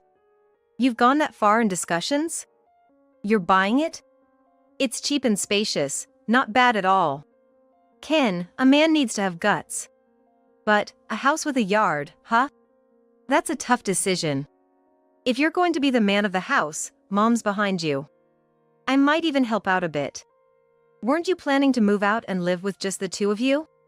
Before I even had to do anything, my mother-in-law was egging my husband on. What a hypocritical way to put it. As if they'd let me off that easily. When I asked who would be the owner, my husband frowned. "I'm the head of the household, aren't I? It's gonna be in my name, of course. So, we're moving forward with this? Buying this house and moving out together? All right, I get it. I'm a man too. Let's buy that house. Hurry up with the arrangements. My husband finally made up his mind. My mother-in-law and sister-in-law praised his decision. But I didn't miss it. I saw the two of them exchange knowing smiles. A few days later, right after we bought the rural house with a yard, my husband and mother-in-law, all smiles, made an unsolicited declaration of moving in. Mom is moving in too. What? But we were supposed to move out and live on our own. After thinking it over, we decided to live together after all. You wouldn't say no, right? If you do, you're looking at a divorce. Wonder what your boss would say. There it was. Such a cowardly tactic. If the mother-in-law was coming, there was no way her obnoxious daughter wouldn't follow. Imagining the harassment that would surely continue at the new place, I shivered. Absolutely not. I have no intention of living with you guys, not even a little. What? What are you talking about? You don't seem to understand your place. My mother-in-law's anger was visible. A vein throbbing at her temple. What she pulled out was a divorce form. Already signed by my husband. Her face said it all, as long as she got the house, nothing else mattered. If you really hate it that much, here. Sign this. Fine, I will. I'll sign it. I want a divorce. I've had enough. Hey, Tatiana. Really, you okay with this? Ken, let her be. A snobby and useless woman like her, living together would only make my blood boil. You're young, you'll find another wife soon enough. Such cruel words. I solemnly signed the divorce papers. My mother-in-law was triumphant. She had no idea how I was feeling. The plan worked out scarily well. I was desperately trying to hold back my laughter. A few days after I moved into my new apartment, my phone kept ringing with calls from my ex-mother-in-law. Checking the calendar, it was just as I thought. Today was their moving day. You've realized it by now. The phone kept ringing non-stop. Classic ex-mother-in-law behavior. Despite ignoring it, she kept calling. I answered the call out of sheer annoyance. She started yelling without even a greeting. You! How could you do this to us? What kind of a place did you trick us into buying? Long time no see. Please, calm down. What are you talking about? I don't quite understand. Don't play dumb. This house. You knew it was defective and you bought it anyway, didn't you? That's it, isn't it? She was right. The house I chose had issues. The ground itself was weak, and the land often sank. Even new houses would sometimes have doors that wouldn't close after a few years. Apparently, there were mining tunnels running nearby, which caused the trouble. However, for locals, this was common knowledge. They built their homes on stable land. It was the carefree newcomers who suffered from troubles. This time, I used such a problematic house to trap those three. Colluding with the real estate agent to find a reasonably priced defective house was a struggle. Of course, having my ex-sister-in-law steal the real estate catalog from my bag was part of the plan. I deliberately placed my bag in an easy-to-steal-from spot. Unaware, the three of them fell right into the trap and moved out. Holding back my laughter while signing the divorce papers was difficult. I wanted to spill everything, but I couldn't. I feigned ignorance. A defective house? There's no way. Could it be a misunderstanding? What's with that tone? How dare you? Anyway, come over here right now. No, thank you. Honestly, I never want to see you guys again. What? What did you say? There's no way I'd want to meet that monster family again. Even if they offered me money, I'd refuse. Then my ex-husband came on the line. Hey, Tatiana. Please. Just try to understand us a little. Those words, I'm sending them right back at you. Ken, did you ever consider my feelings? You didn't, right? I've always been isolated, haven't I? I'm sorry. Hey, where are you now? Tell me where you moved to. As if I'd tell you. If you ended up coming over, I'd have to move again. Anyway, I want to cut ties with you guys. The discussion remained at a stalemate. Eventually, my ex-mother-in-law started making even more absurd claims. The divorce was invalid, and they were still family, she claimed. I had gotten signatures from Ken on the divorce papers and consulted with a lawyer to proceed with it. Is divorce invalid? Impossible. How far could their lack of common sense go? Anyway, just come and talk once. We're getting nowhere like this. Please. I'm asking you too, Tatiana. Just once, let's settle this properly. Okay? My ex-mother-in-law and husband insisted on meeting to talk. Even if I refused, they'd likely keep calling. At this point, there was no other choice. I'll meet them and give them a piece of my mind. Fine. I'll meet you once. Thank you. I really appreciate it. But I'll choose the place and time, okay? I didn't want to risk being ambushed or followed. I had to maintain the upper hand to avoid any further scares. After careful preparation, I called the three of them to a certain cafe. I arrived 20 minutes late to the cafe I had specified. My ex-mother-in-law and ex-sister-in-law were already furious. And my ex-husband wore a wry smile. Just as predictable as ever. How dare you make us wait? You're really beyond rude. I don't want to hear about manners from you. What do you want? What do you mean, what do you want? Because of you, we're stuck in a defective house. Take responsibility for your actions. I have no idea what you're talking about. It was your decision to move in together, wasn't it? My ex-mother-in-law was at a loss for words. Seems like she couldn't deny that. She and my ex-sister-in-law had jumped into the defective house situation by themselves. Their previous home had started undergoing major renovations. Meaning, their only option now was that defective house. If you're done, let me say something. I'm going to sue you for emotional distress and seek damages. Be prepared. What? Damages? Sue me? Why would you do that? Tell me exactly what I did to you. You drove me to the point of developing an adjustment disorder. I showed them a copy of the medical diagnosis I had received from the hospital. The three of them stared at it intently. Especially my ex-mother-in-law, whose eyes were wide as saucers. She probably never imagined I had seen a psychiatrist. You never consider how your harsh words affected others. It was really hard for me. I felt nauseous, tears would come, it was really tough. That's because you're too weak. It's your fault for being such a lousy daughter-in-law in the first place, isn't it? Isn't it? That too. You kept calling me a lousy daughter-in-law. You know, that's considered an insult, which can be punished in prison or a fine. What? That's an exaggeration. Exaggeration? My ex-mother-in-law doesn't understand. She doesn't realize how serious her actions were. The extent of her wrongdoing. You also committed criminal acts against me. Remember how you threatened to tell my boss about the divorce? That's blackmail. Come on. Aren't you being a bit dramatic? Not at all. You may end up in prison or a fine as well. I won't back down, you know? Wait. My ex-sister-in-law chimed in, her gaze sharper than usual. Maybe you'd call it a defiant look. Typical of a former delinquent. As if she wouldn't be intimidated by such threats. All I've heard so far is you taking advantage of our mom's ignorance to scare her. Do you have any proof of us insulting or blackmailing you? I do.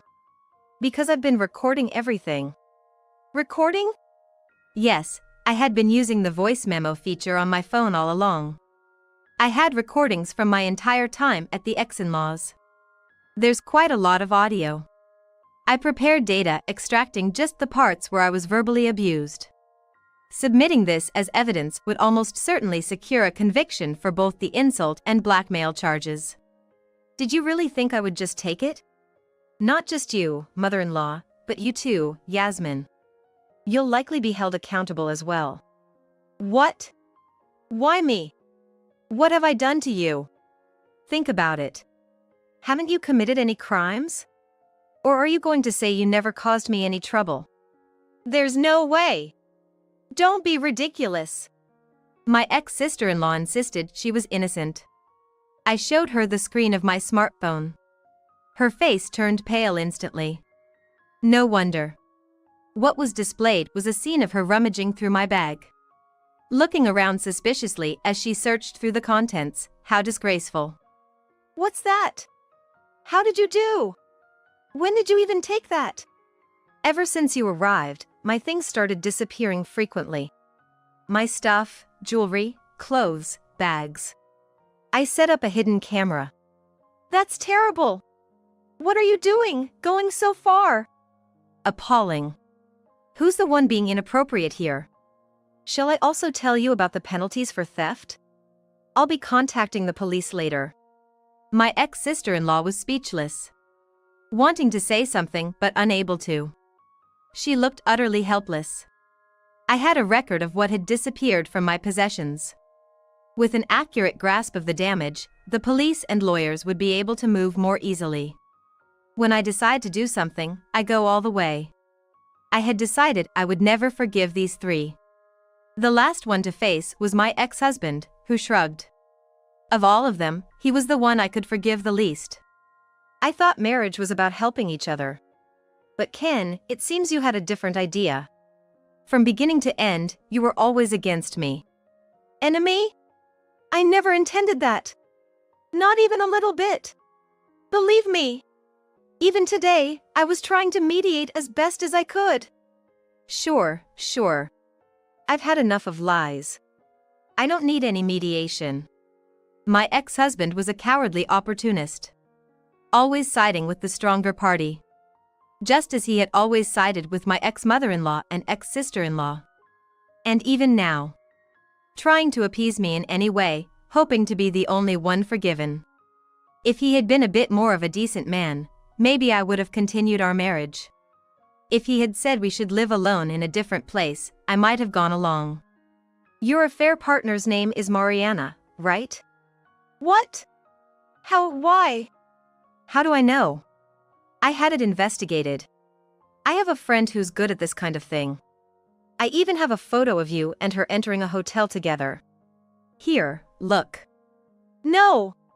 Don't show me! Please, don't! As I attempted to show him the phone screen, my ex-husband frantically tried to block it. He didn't want his mother and sister to see the evidence of his infidelity. As if it mattered. Morals and ethics had long been broken in this family of similar individuals. I put my smartphone and the copy of the diagnosis back into my bag. There was no more evidence that I needed to present to them. My ex-mother-in-law, ex-husband, and ex-sister-in-law seemed to have lost their will to fight.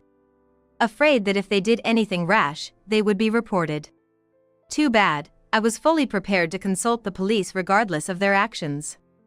You can expect the police to visit you eventually. It's better not to run. Your crime might become more severe. And make sure you don't follow me. Understand? Tatiana!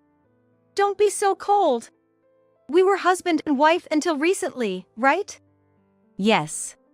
Frankly, marrying you was a huge mistake. I feel relieved now that we're no longer married.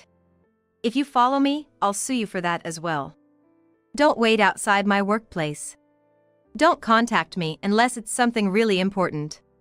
I made a few simple agreements with the three of them and left the cafe. After I exited, the three of them remained downcast. You can't lock a person's mouth. The story of our divorce and the reason being his infidelity and mistreatment of me spread quickly through his company. As a result, my ex-husband ended up being quite ostracized within the company. After all, the mediator had been a manager from a newspaper company we had dealings with. It was only natural that my ex-husband, having lost trust, would be viewed harshly. Unable to bear the discomfort, he eventually resigned. His attempts at finding a new job didn't go well, and his relationship with his mother and sister started to deteriorate. He appeared before me again about a year after our divorce. I was stopped by him on my way back from work, and there stood a disheveled man. Ken, I didn't recognize you at first. Yeah. People say I've changed a lot lately. He seemed to be struggling, which was to be expected. Both his mother and sister were convicted and fined, and I had sued him for damages. They must be financially strained now, especially with the loan for the defective house they live in. How are your mom and Yasmin doing? They're alive, barely getting by. Both are working now. They have to make ends meet. They always say they want to go back to how things were. Want to go back to living off my and your earnings. Just like always. Parasites, I thought. Cutting ties was definitely the right decision. I expected him to retort, but he didn't. Instead, my ex-husband sighed deeply and said, "I've really messed up. I'm sincerely sorry. I was an idiot. You were right. I should have always been on your side. I must have been out of my mind." I think your family was out of their minds from the start. Don't be so cold. Please, I'm begging you. Let's live together again. I'll cut ties with that family for good. I mean it. You're all I have. Oh, really? Too bad. I already have someone else. And even if I didn't, I'd never want to start over with you. As I firmly said this, my ex-husband collapsed to his knees. But any performance to elicit sympathy from me now was futile. Had I been a little less refined, I might have spat on him right there. I left him behind and went on my way home. I never heard from him again after that. The person who informed me about this was the real estate agent who had helped me. The lives of my ex-mother-in-law, ex-husband, and ex-sister-in-law apparently got significantly worse. They constantly blamed each other for their impoverished lifestyle, worsening their relationship. From their house, one could hear arguments and the sound of breaking glass almost every night. They insulted and tormented each other, yet couldn't seem to leave each other. It was nothing short of hell. They became quite isolated in their community, with nobody eager to associate with them. Eventually, they'd probably have to sell the house they can't sell for much and end up homeless with debt. I can clearly imagine the three of them, huddling together under the cold sky, cursing each other. Someday, I'd like to see the miserable state of those who have fallen to rock bottom with my own eyes. Meanwhile, I'm living a blissfully happy life. Thanks to my new partner I once mentioned to my ex-husband. He's a successful salesperson at a major trading company. A mature man who respects others' values, calm and gentle. Plus, he's also divorced like me. Soon, we plan to have a modest wedding. My first marriage was a tremendous ordeal. Even now, I occasionally remember the hardship and almost burst into tears. But whenever I lean on my partner, my heart warms immediately. This is where I belong.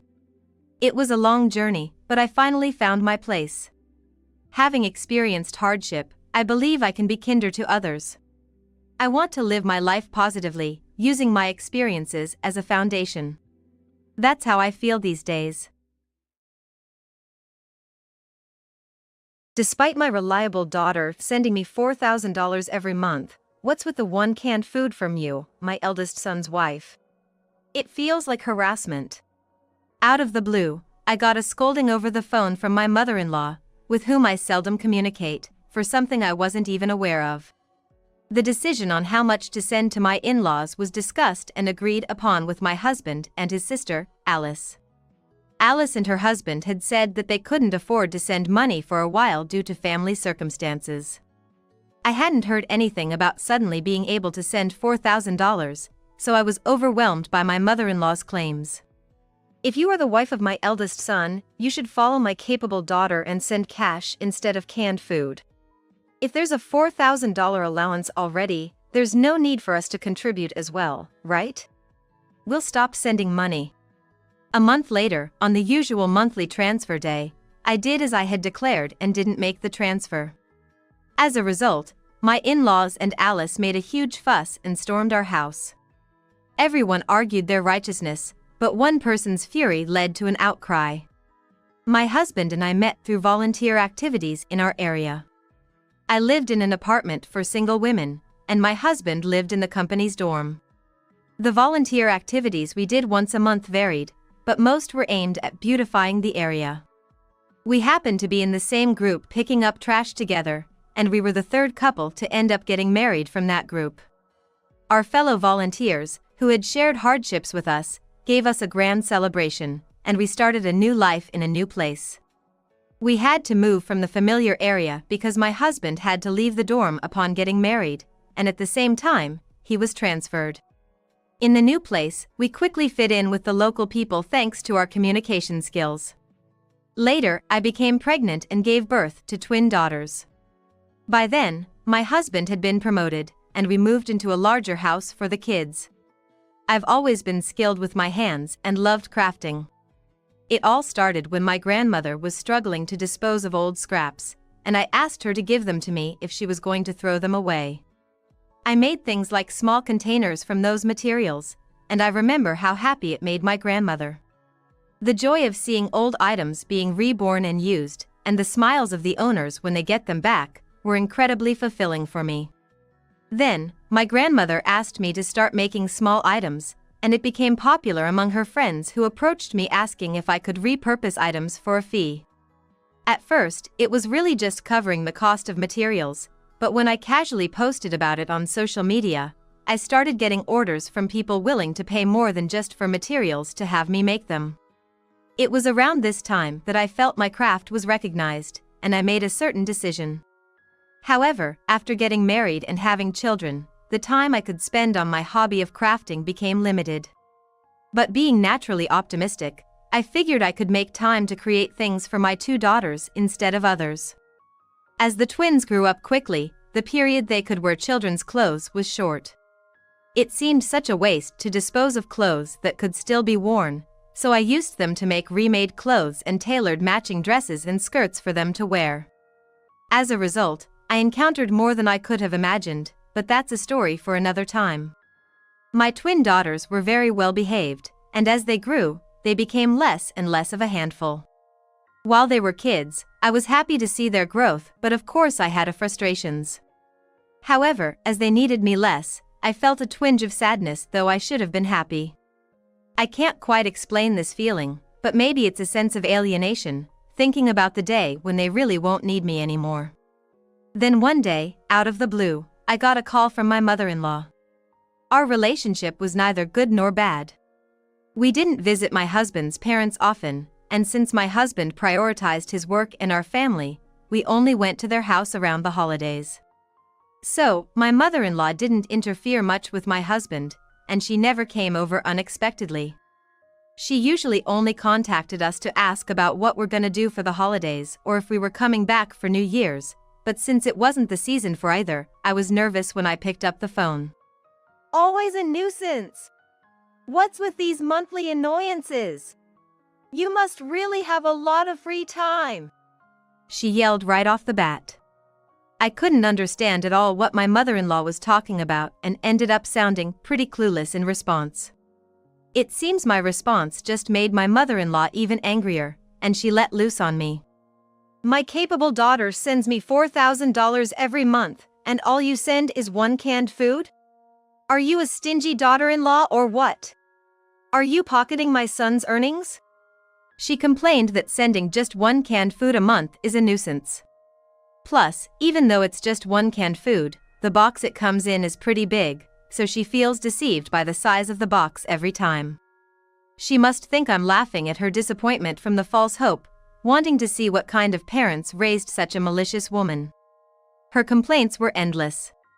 My husband and I discussed and decided to transfer money to my mother-in-law's account every month. We transfer $6,200 to the designated account on the agreed date every month. I have the receipts saved, and there's proof in the bank statement. I don't really understand all that. You refuse to send it by registered cash mail, which is why it's your fault. So, I leave the account management to my daughter. She's well-versed in these modern transactions and takes good care of me, unlike you, who does nothing. How bad you are. That's why daughters-in-law who come from outside are no good, she keeps complaining.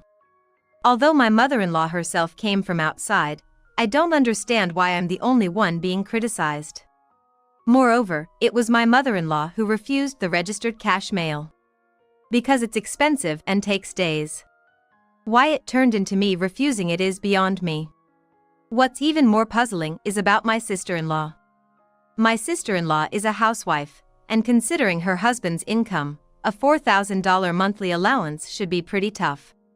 It would require significant cutbacks to keep it up, and realistically, it should be hard to come up with $4,000 every month. Even if my sister-in-law changed her mind and started working outside, I can't imagine her, who proudly declared housewife is the best, actually earning outside. That's when I thought. Maybe my sister-in-law, who manages my mother-in-law's account, is embezzling the $6,200 we send, and pretending it's her and her husband sending the $4,000. I decided I shouldn't have to send money if all I'm gonna get are complaints. If you're unhappy with our contributions, we'll just stop. We were planning on reviewing the amount anyway, since we'll need more money for the kids moving forward. It was actually my husband who suggested revising the contributions, but since it comes out of our family's income, I was inclined to agree if he thought it was necessary. While my mother-in-law was ranting on the other end of the phone, I ignored her and hung up. After that, she called a few more times, but I ignored those too. Eventually, the calls stopped coming. Then, the next month, on the day we usually sent the money, I did as I had declared and did not make the transfer. Surprisingly, I received a call from my sister-in-law, Alice. I couldn't believe my mother-in-law, who was only getting one canned food, was prompting her now. But it must have been quite inconvenient for Alice herself. So, I figured she was the one who initiated direct negotiation. Sure enough, as soon as I answered, Alice skipped the pleasantries and jumped right into talking about the money. Hey, did you forget what day it is? Mom's been on my back about it, so could you please take care of it right now? You can handle it quickly with your smartphone, right? Though what she meant was to send the money quickly, her tone was as cheerful as could be, not wanting to cause a stir. Didn't your mother tell you? We decided to stop the money transfers starting this month. Alice choked up at that. Suddenly, she started stuttering and seemed to lose track of her thoughts, getting flustered. What? What are you talking about? Mom hasn't told me anything like that. Why would you make such a decision without including me? You know, you're such a capable daughter, sending $4,000 every month to your mom. She was just praising you the other day. Since you can afford to send that much, we don't need to contribute, right? With the twins getting older and costing more, we've decided to save what we used to send as their education fund. During our talk, it seemed like my sister-in-law, Alice, realized I had caught on to what she was doing. I could hear a sigh followed by a click of her tongue over the phone. She thought I couldn't hear, but I clearly heard her mutter. That old lady, stirring up trouble. She seems aware that she's been spoiled by our mother-in-law, and feels like she can do whatever she wants. You know that I can't send $4,000 to Mom every month, right? You're aware of that, aren't you? That's right. The whole reason we, as a couple, started sending a large sum of $6,200 was because Alice and her husband couldn't afford to send anything to the parents. She wanted us to pay more, just for a while. That's what she meant. It was supposed to be just for a while until they could manage to regularly contribute a certain amount. It should have been something like that. It's been quite some time since that conversation. If you're still sending $6,200, doesn't that mean you have some financial flexibility? It's tough for us. I married a man with no earnings, and our finances are really tight. So, she argued that it shouldn't be a problem if they cut down by $4,000. It's not Alice's money anyway, whether it's $4,000 or even $1. She shouldn't even be talking about it. I couldn't believe she didn't understand this basic thing. I felt like telling her to go back to elementary school in my mind. The remaining $4,000 was given to Mom, and that should be enough. You were pretending it was you who paid, right? Why didn't you say it was from us? Then Alice said that it didn't matter who the money came from, as long as it was coming. However, her saying it doesn't matter is what started this big issue, and she's not even aware of how serious it is. Her reckless remarks continued. I mean, I've even pretended that you were sending canned goods for Mom, right? Well, it's just one can, but that one costs a few $1,000s. It's a luxury can that you can't often eat, so Mom should be satisfied with that. Alice, barely holding back her laughter, seemed pleased with herself. It turns out that our mother-in-law doesn't realize she's been getting luxury canned goods. She thought they were just regular cans that you could buy at the supermarket and complained to me about it. Hearing Alice's terrible attitude and way of thinking again, I felt even stronger that we should not continue the financial support. I have no intention of resuming the payments. What? What's that supposed to mean? Are you abandoning me? Well, the payments were meant for our parents-in-law, not you. That's only natural, right? Oh, I see. You're abandoning me then? Don't come crying to me later. Alice yelled in a shrill voice and spat out what sounded like threats before hanging up unilaterally. A few days later, without any prior notice, my mother-in-law and Alice showed up at our family home. Our in-laws live about a 30-minute drive away, but Alice lives out of state, so we usually only meet during family gatherings. What could possibly bring Alice all the way here? I was puzzled about why they had come. As soon as my mother-in-law saw me, she approached with a stern face and no greetings. It sounds like you've been bullying my daughter? Stop picking on the weak and just resume the payments right away. Hearing my mother-in-law's demands, I realized Alice must have twisted the story to suit herself. Yet, despite knowing what Alice had done, my mother-in-law blamed me entirely. If you resume the payments, everything will settle down. I might not get the full amount, but I'll get enough, and it will improve my daughter's life. It's all good things. Then, my father-in-law appeared. It seems he drove my mother-in-law and Alice here. I was relieved to see his face, hoping for some support, but something seemed off. What's going on? This still hasn't been resolved? That's right, you know. She is unexpectedly stubborn. A woman should be humble and obedient, it's more charming. We have various payments coming up, and we planned around the monthly support we were counting on. Just go ahead and pay it. To my dismay, it turned out that my father-in-law was of the same mind as the other two. I felt intimidated. Because of his muscular and imposing figure. Thinking that if he resorted to physical measures, I wouldn't be able to say anything. What happened to all that fire you had just now? It's sad to see you crying, but it's your own stubbornness that's to blame. Alice insisted that I had no chance of winning against the three of them, so I should just admit defeat and transfer the money quickly. If you don't do it before your husband gets back, who knows what might happen to your twin daughters? She even threatened. I couldn't disregard such comments when my daughters were brought into it. If you tattle to your son about this, it won't just be the grandkids, I'll make sure you can't even walk outside. They all had smug smiles on their faces. Alice grabbed my smartphone and urged me to make the transfer quickly.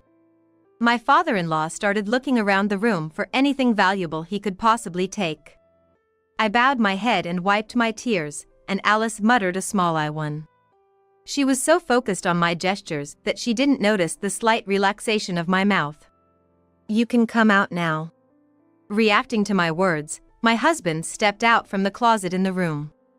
His veins were bulging on his forehead with anger as he glared at his mother and two siblings. They had assumed that only I would be home at this time.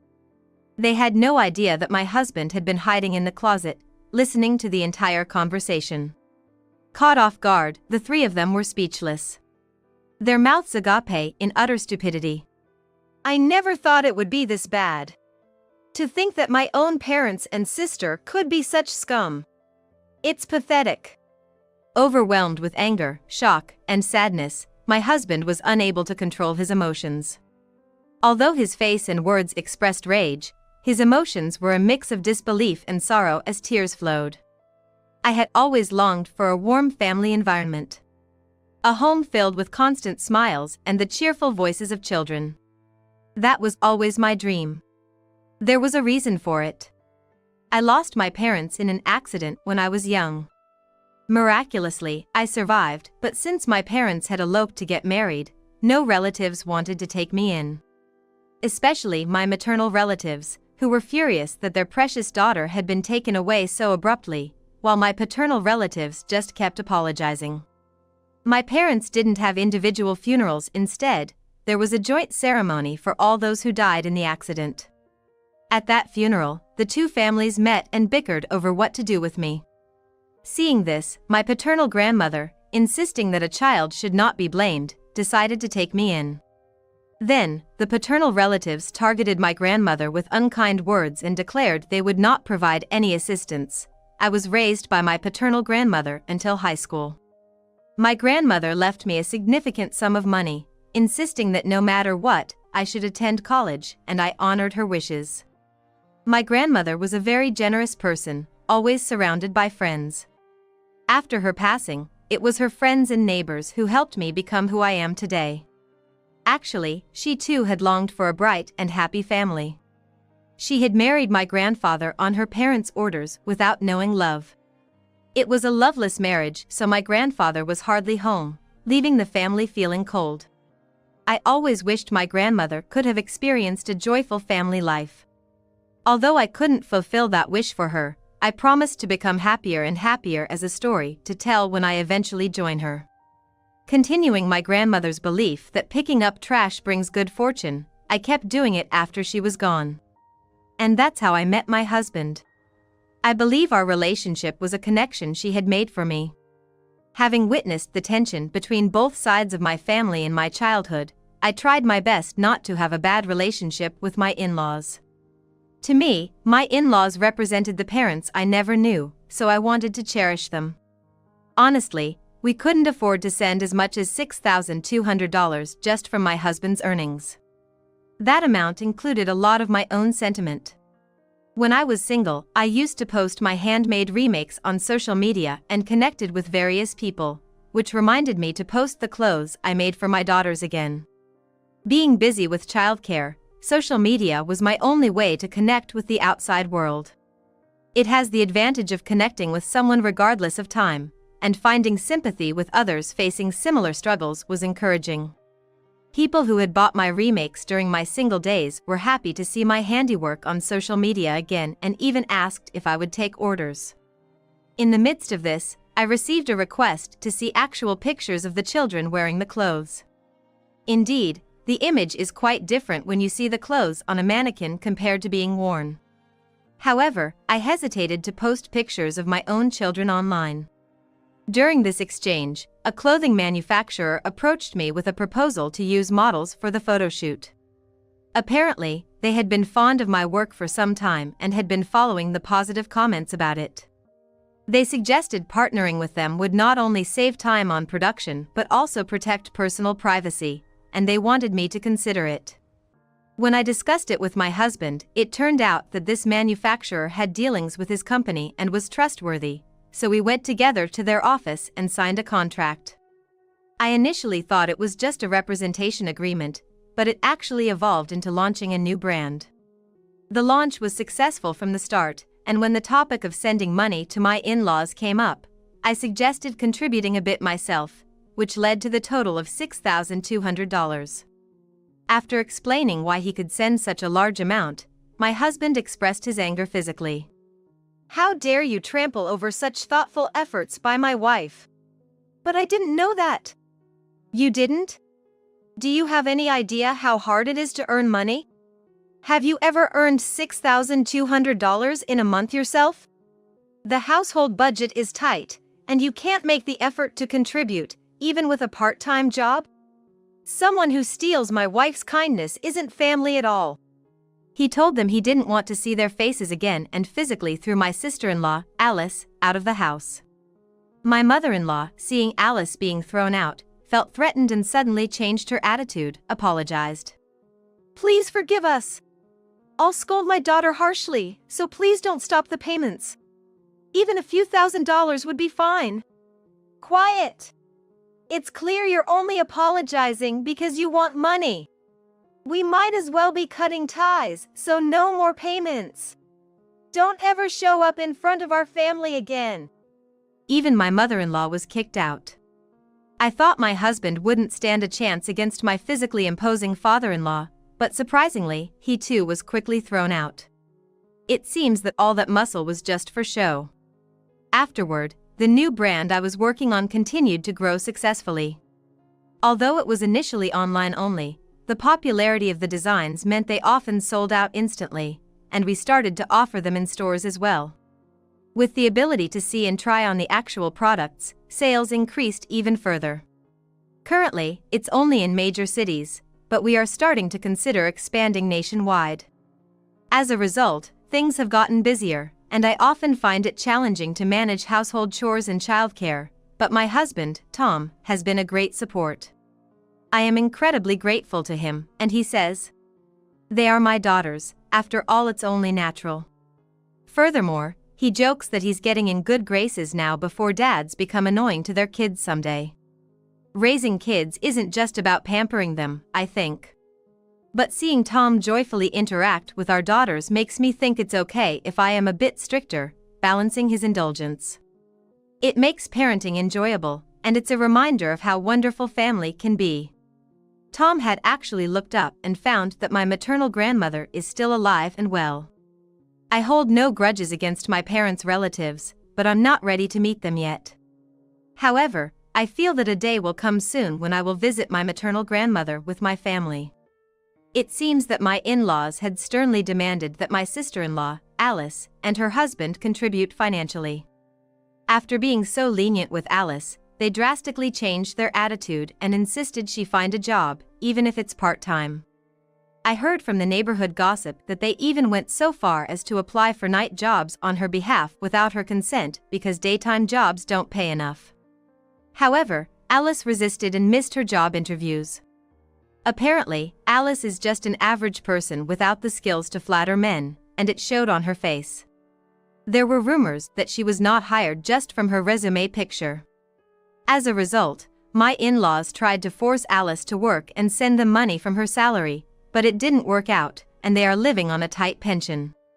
My mother-in-law is healthy enough to work if she wasn't so picky about jobs, but she has been a housewife since getting married and has no intention of earning money. There was a time when Alice's husband questioned the source of an unexpected $4,000. Alice claimed it was money earned from an online business and insisted she had the right to spend it as she pleased.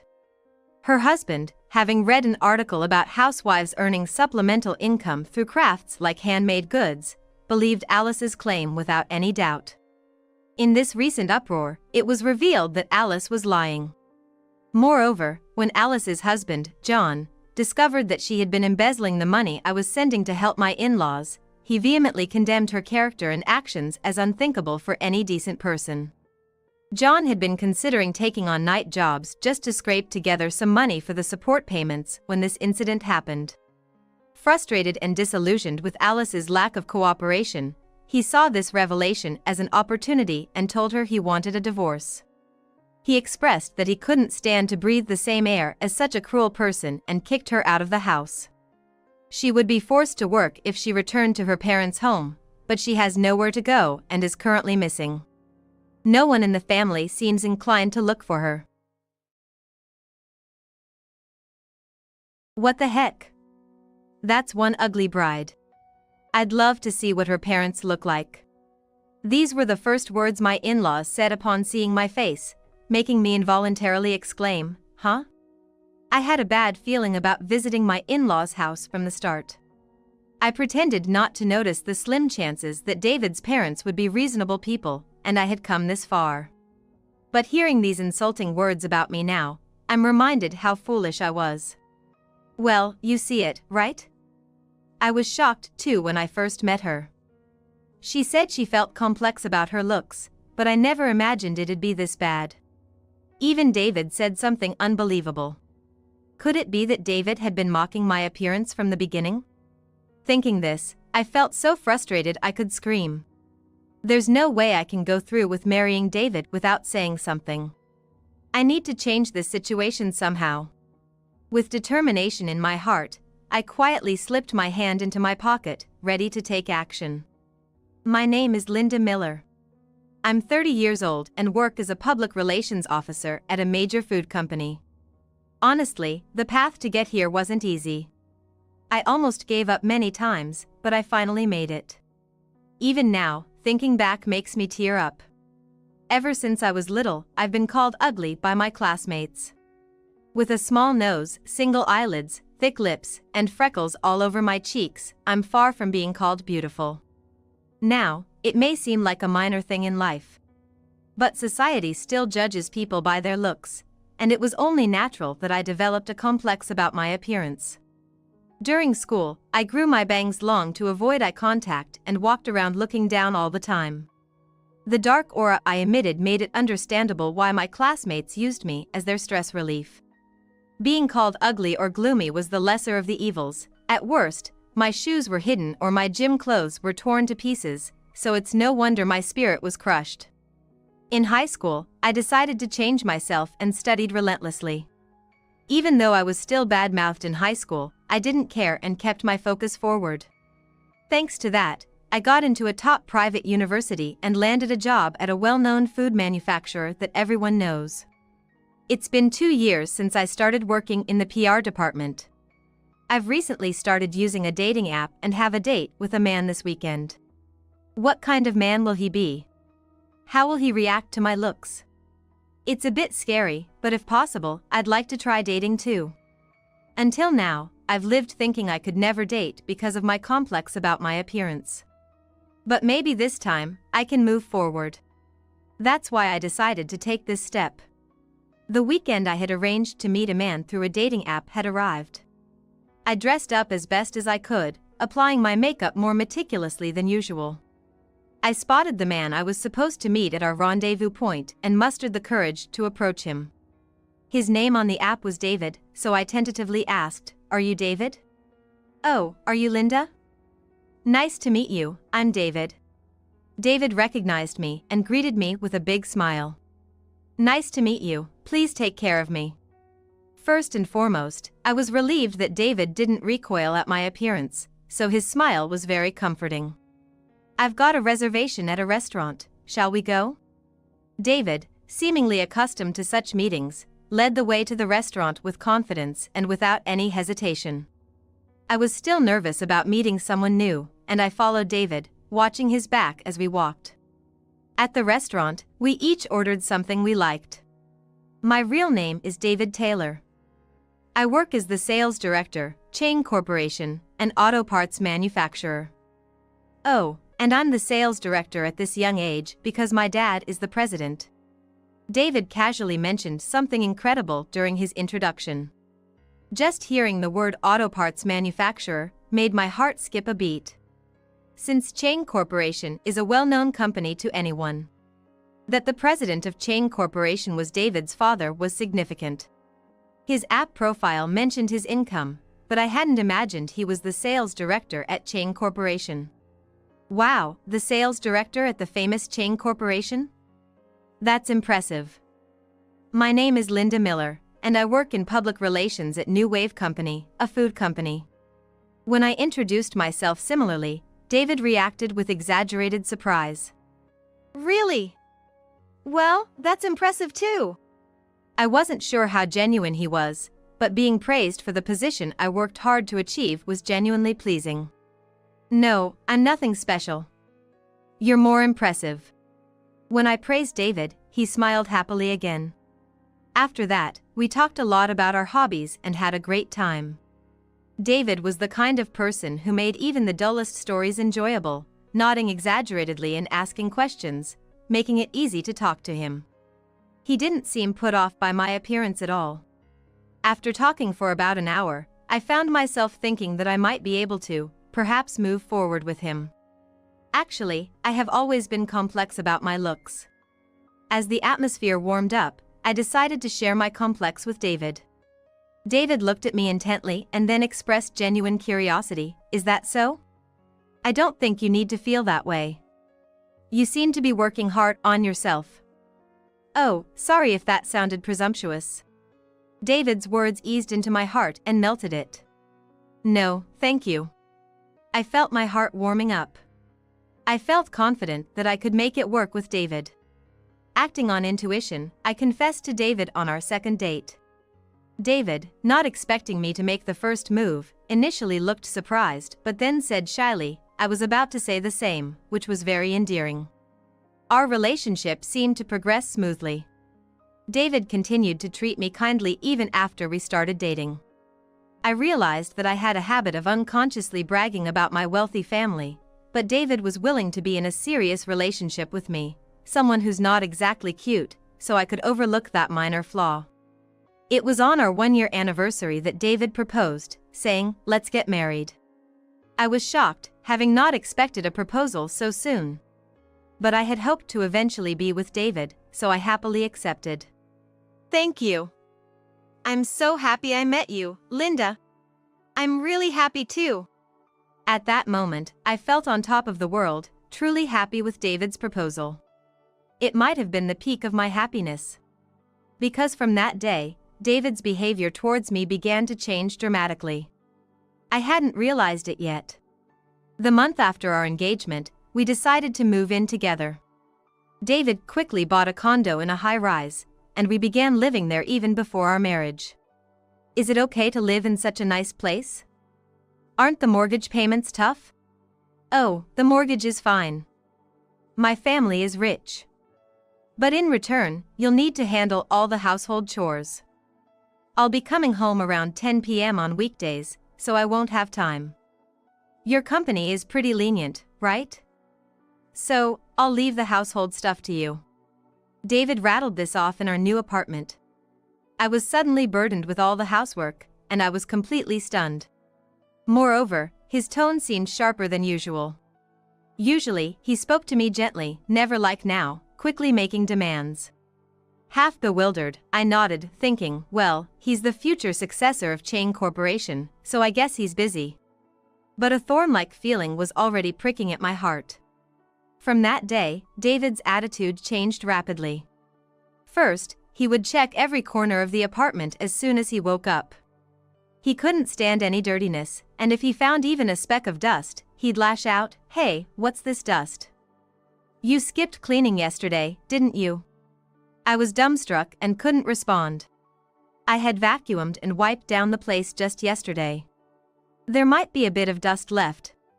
But there was David, glaring at me furiously. Really, you're useless. I thought you'd make a great housekeeper at least. Well, there's plenty of time for you to improve your skills. What? As I voiced my confusion, David quickly left for work. What was all this about?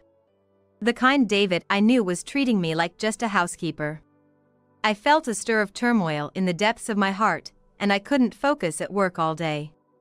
Moreover, if I didn't have dinner ready and served by the time he came home, he would start yelling. Even trivial things he could do himself, he wouldn't be satisfied unless I did them. Even though my company is lenient, I often don't get home until about 7 p.m. After preparing meals and doing other chores, naturally, I had no time left for myself. Is this cohabitation really okay? A whirl of doubts in my mind turned into waves of great anxiety pressing on my heart. Maybe I had drawn a really bad lot after all. I finally realized how foolish I had been. But contrary to my feelings, David was steadily preparing for our marriage. One Friday night, David came home earlier than usual but still didn't help with the chores, instead telling me, "We're going to my parents' house this Sunday to announce our engagement." What? We had only been engaged for a month, so I was surprised. Typically, the woman's family is visited first for marriage introductions. Yet here we were, suddenly preparing to visit David's family, and I wasn't ready. Shouldn't we visit my parents first? You know, it's customary to visit the woman's family first, right? I tried to persuade David with this argument. However, he seemed unbothered and responded, "What? It doesn't matter. We're going to visit your family eventually anyway." But David's forceful approach left me with a flicker of unease. What would my parents think if they knew we visited his parents first? Would they trust a man who didn't respect the custom of visiting the bride's family first? Ignoring my concerns, David began to outline what to keep in mind during the visit. My parents are strict, so don't mess up. Also, you'll quit your job after we marry because they believe a wife should not work if she isn't capable of managing household duties properly. David informed me as if it were obvious. This shocked me, and I asked, "What do you mean?" "Just what I said. Linda, you'll quit your job and become a homemaker. Lucky you, being with a rich son like me. You'll have an easy life," David said with a mocking smile. I was taken aback by this sudden demand. I haven't agreed to quit my job. I like my work, remember? I told you that when we met. I intend to keep working even after we're married. Determined not to be dictated to about my career, I confronted David with my true feelings. However, he took my protests lightly, responding with nonchalant nods, yeah. Whatever you say, but this is already decided. Too bad. David grabbed a bottle of sake from the table, poured himself a drink, and started sipping it with a flushed face. I realized then that arguing with David now was futile. If I married David, I would be forced to quit my job. This fact cast a dark shadow over my heart. With my unease unresolved, 2 days passed, and Sunday morning arrived. Reluctantly, I slipped into the black dress I had prepared. I applied makeup carefully enough to avoid looking unattractive, hoping the first impression would be decent. It would be the first time meeting my in-laws. Though I had heard they were strict, I hoped they would be more reasonable than David. I even wished they would stop David from forcing me to quit my job. David was humming tunes from the morning, eagerly preparing to leave. It seemed he was more excited about seeing his parents' reaction to me than introducing me to them. After getting ready, we immediately headed to David's parents' house. It was only 2 train stops away from our apartment, very close indeed. I wished I had more time to mentally prepare, but cruelly, the train reached our destination in just a few minutes. A 10-minute walk from the nearest station, David's parents' house stood impressively. It really looked like a small castle, and seeing it made me swallow hard. This house cost $1 million. Impressive, right? David boasted, puffing out his chest as he energetically opened the front door and entered, saying, "I'm home." I followed him inside and timidly said, "Excuse me for intruding." His parents were waiting in the living room and smiled at David, saying, "Welcome back." Then they turned to me and scrutinized me from head to toe, as if appraising my worth. "What's this? Quite an unattractive bride. I'd love to see what her parents look like." These were the first words David's parents said upon seeing me, and I couldn't help but exclaim, "What?" I had a bad feeling about this visit from the start. I had ignored the low likelihood that David's parents would be reasonable. But hearing these words of insult directed at me made me realize how foolish I had been. Right? I was shocked too when I first met her. She said she was self-conscious about her looks, but I never thought it'd be this bad. David unbelievably added.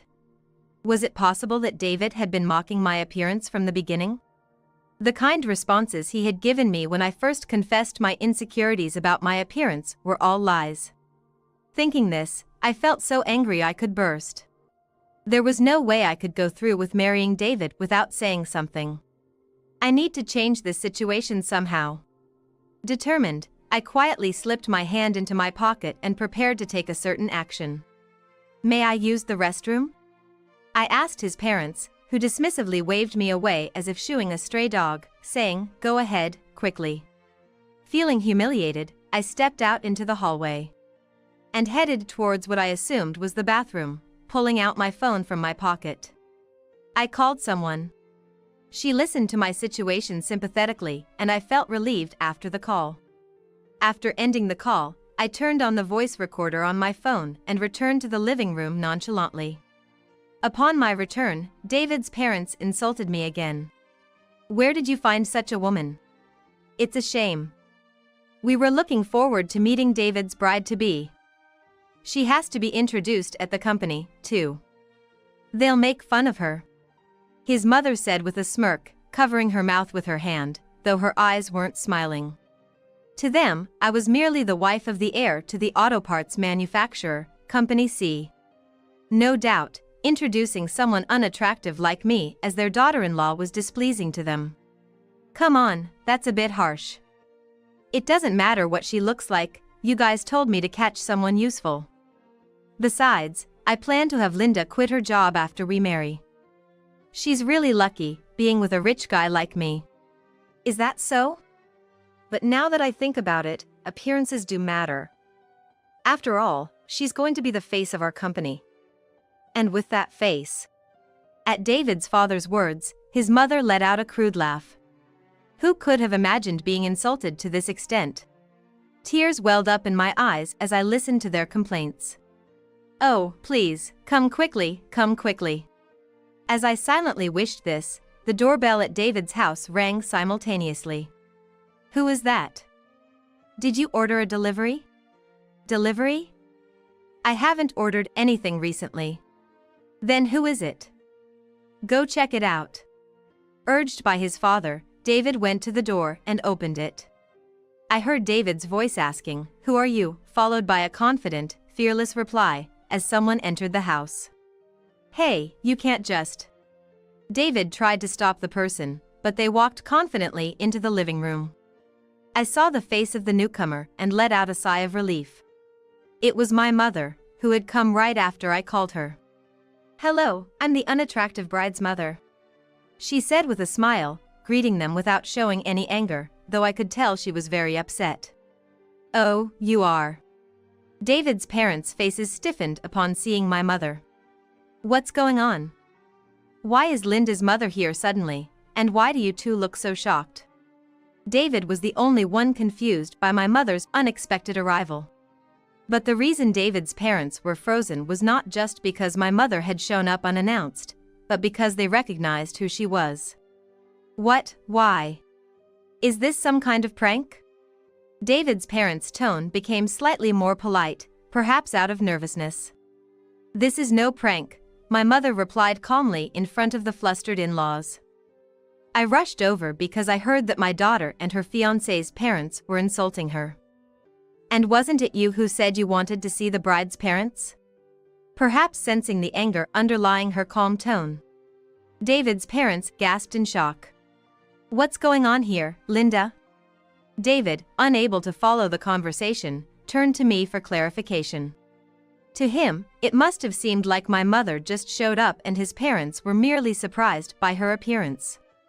I took a deep breath and decided to reveal the truth. "Oh, you're meeting her for the first time? This is my mother, the CEO of auto manufacturer Alameda."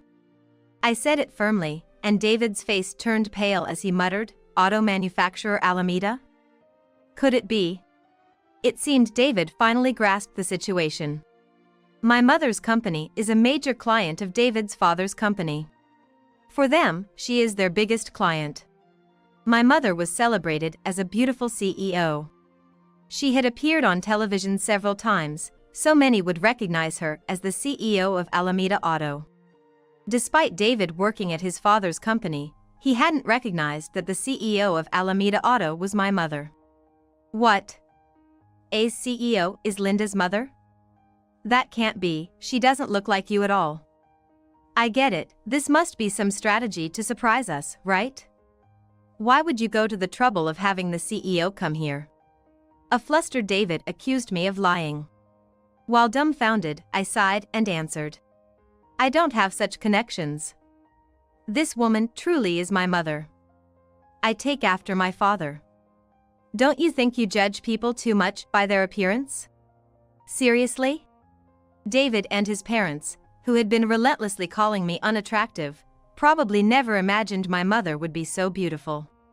Moreover, once they realized she was the CEO of a major client, their attitudes suddenly became extremely deferential.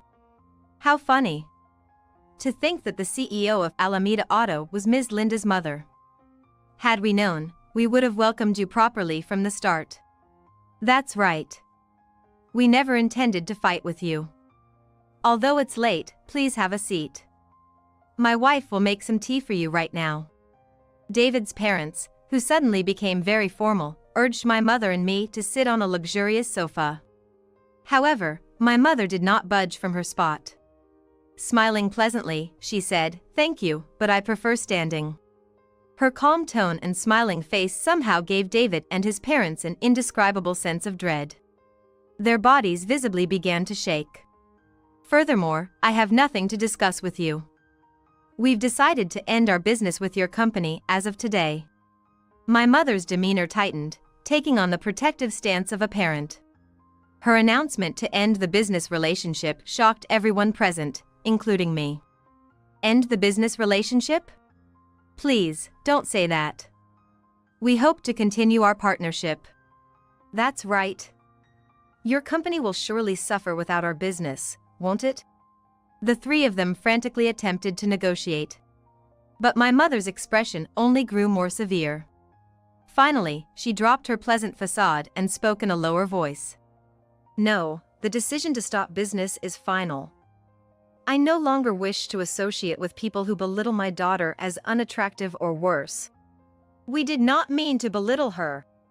"Come on, don't say such outrageous things." David and his mother protested, their arguments sounding incredibly insincere to me. I stepped forward, addressing David and his parents boldly. "Unfortunately, I have evidence here that you've been mocking me." "Evidence?" David's father looked puzzled, tilting his head. I made sure he saw as I pulled out my smartphone from my pocket. Then, I started playing the voice recorder audio that I had recorded earlier in their home. Upon hearing their own disparaging voices, the three of them looked at me in utter disbelief. "What does this mean?" David shouted at me. "It means exactly what you've heard. Since you've been mocking me and my mother, I could not just stay silent and marry into your family. I am calling off our engagement." "What?" David was clearly not expecting me to break off our engagement. He was visibly shocked and lost his balance. "It's too late for that now. You're supposed to marry into our family." "Yes, that's right. It's very fortunate for us to have the daughter of the CEO of Alameda Auto as our daughter-in-law. Our future is secure." His mother suddenly switched to a more cheerful demeanor, as if trying to embrace the situation. Disgusted by their inability to understand, I refuted my mother-in-law's words. "No. As I said before, I will not marry David. I don't want to become family with people who belittle me. If you don't accept the cancellation of our engagement and the termination of business with your company, I will upload the recording to the internet. I'm sure that would send your credibility and stock prices plummeting."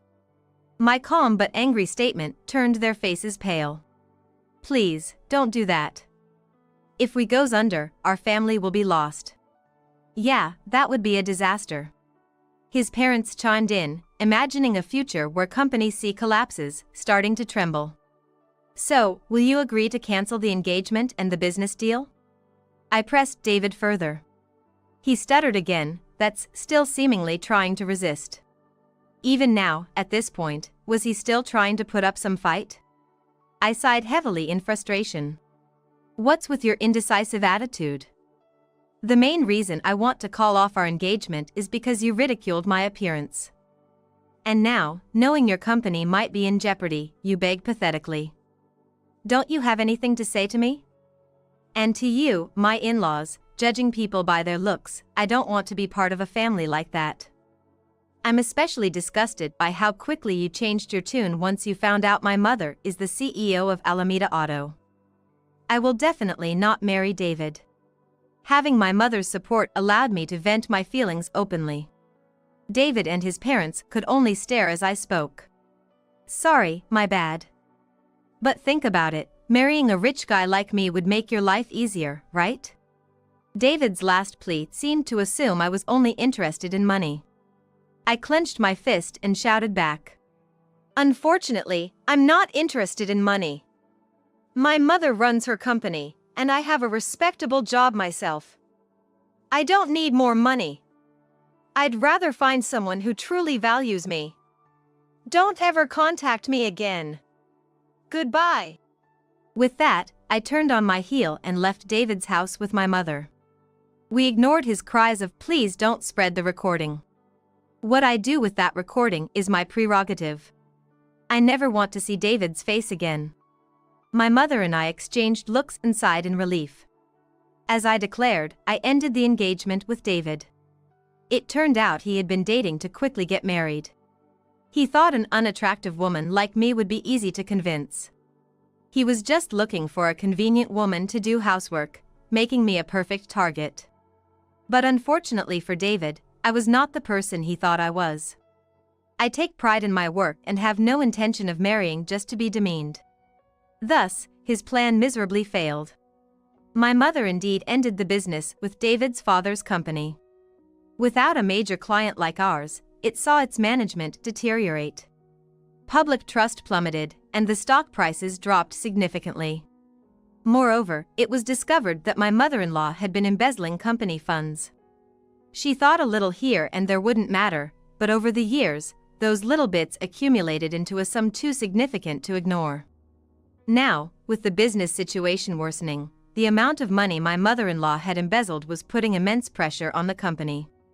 But that's not all. David and his father had always treated their subordinates poorly. With the deteriorating management, employee dissatisfaction exploded, leading to a wave of resignations. Ultimately, with their future in jeopardy, David quickly sought refuge by moving to another company. It was almost a family-run business, likely aiming to prevent a collective collapse.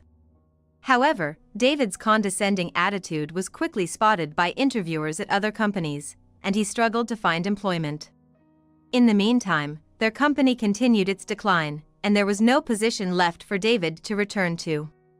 Now, still burdened with the mortgage payments for our former high-rise condo, David is probably scrambling to make ends meet with part-time jobs.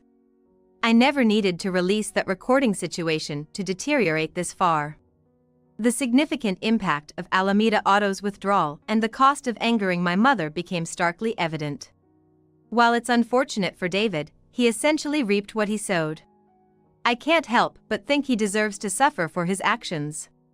As for myself, I decided to undergo cosmetic surgery. It was a bit scary, but inspired by stories of actresses who transformed beautifully through surgery, frequently discussed in the media, I took the plunge. After the surgery, I hardly recognized myself. I thought I looked as pretty as my mother did in her youth. With this new face, I feel more vibrant than ever. At work, a male colleague from the sales department has even asked me out for drinks. I don't know what the future holds, but with a fresh start and a new me, I'm ready to give my all to both my career and my love life.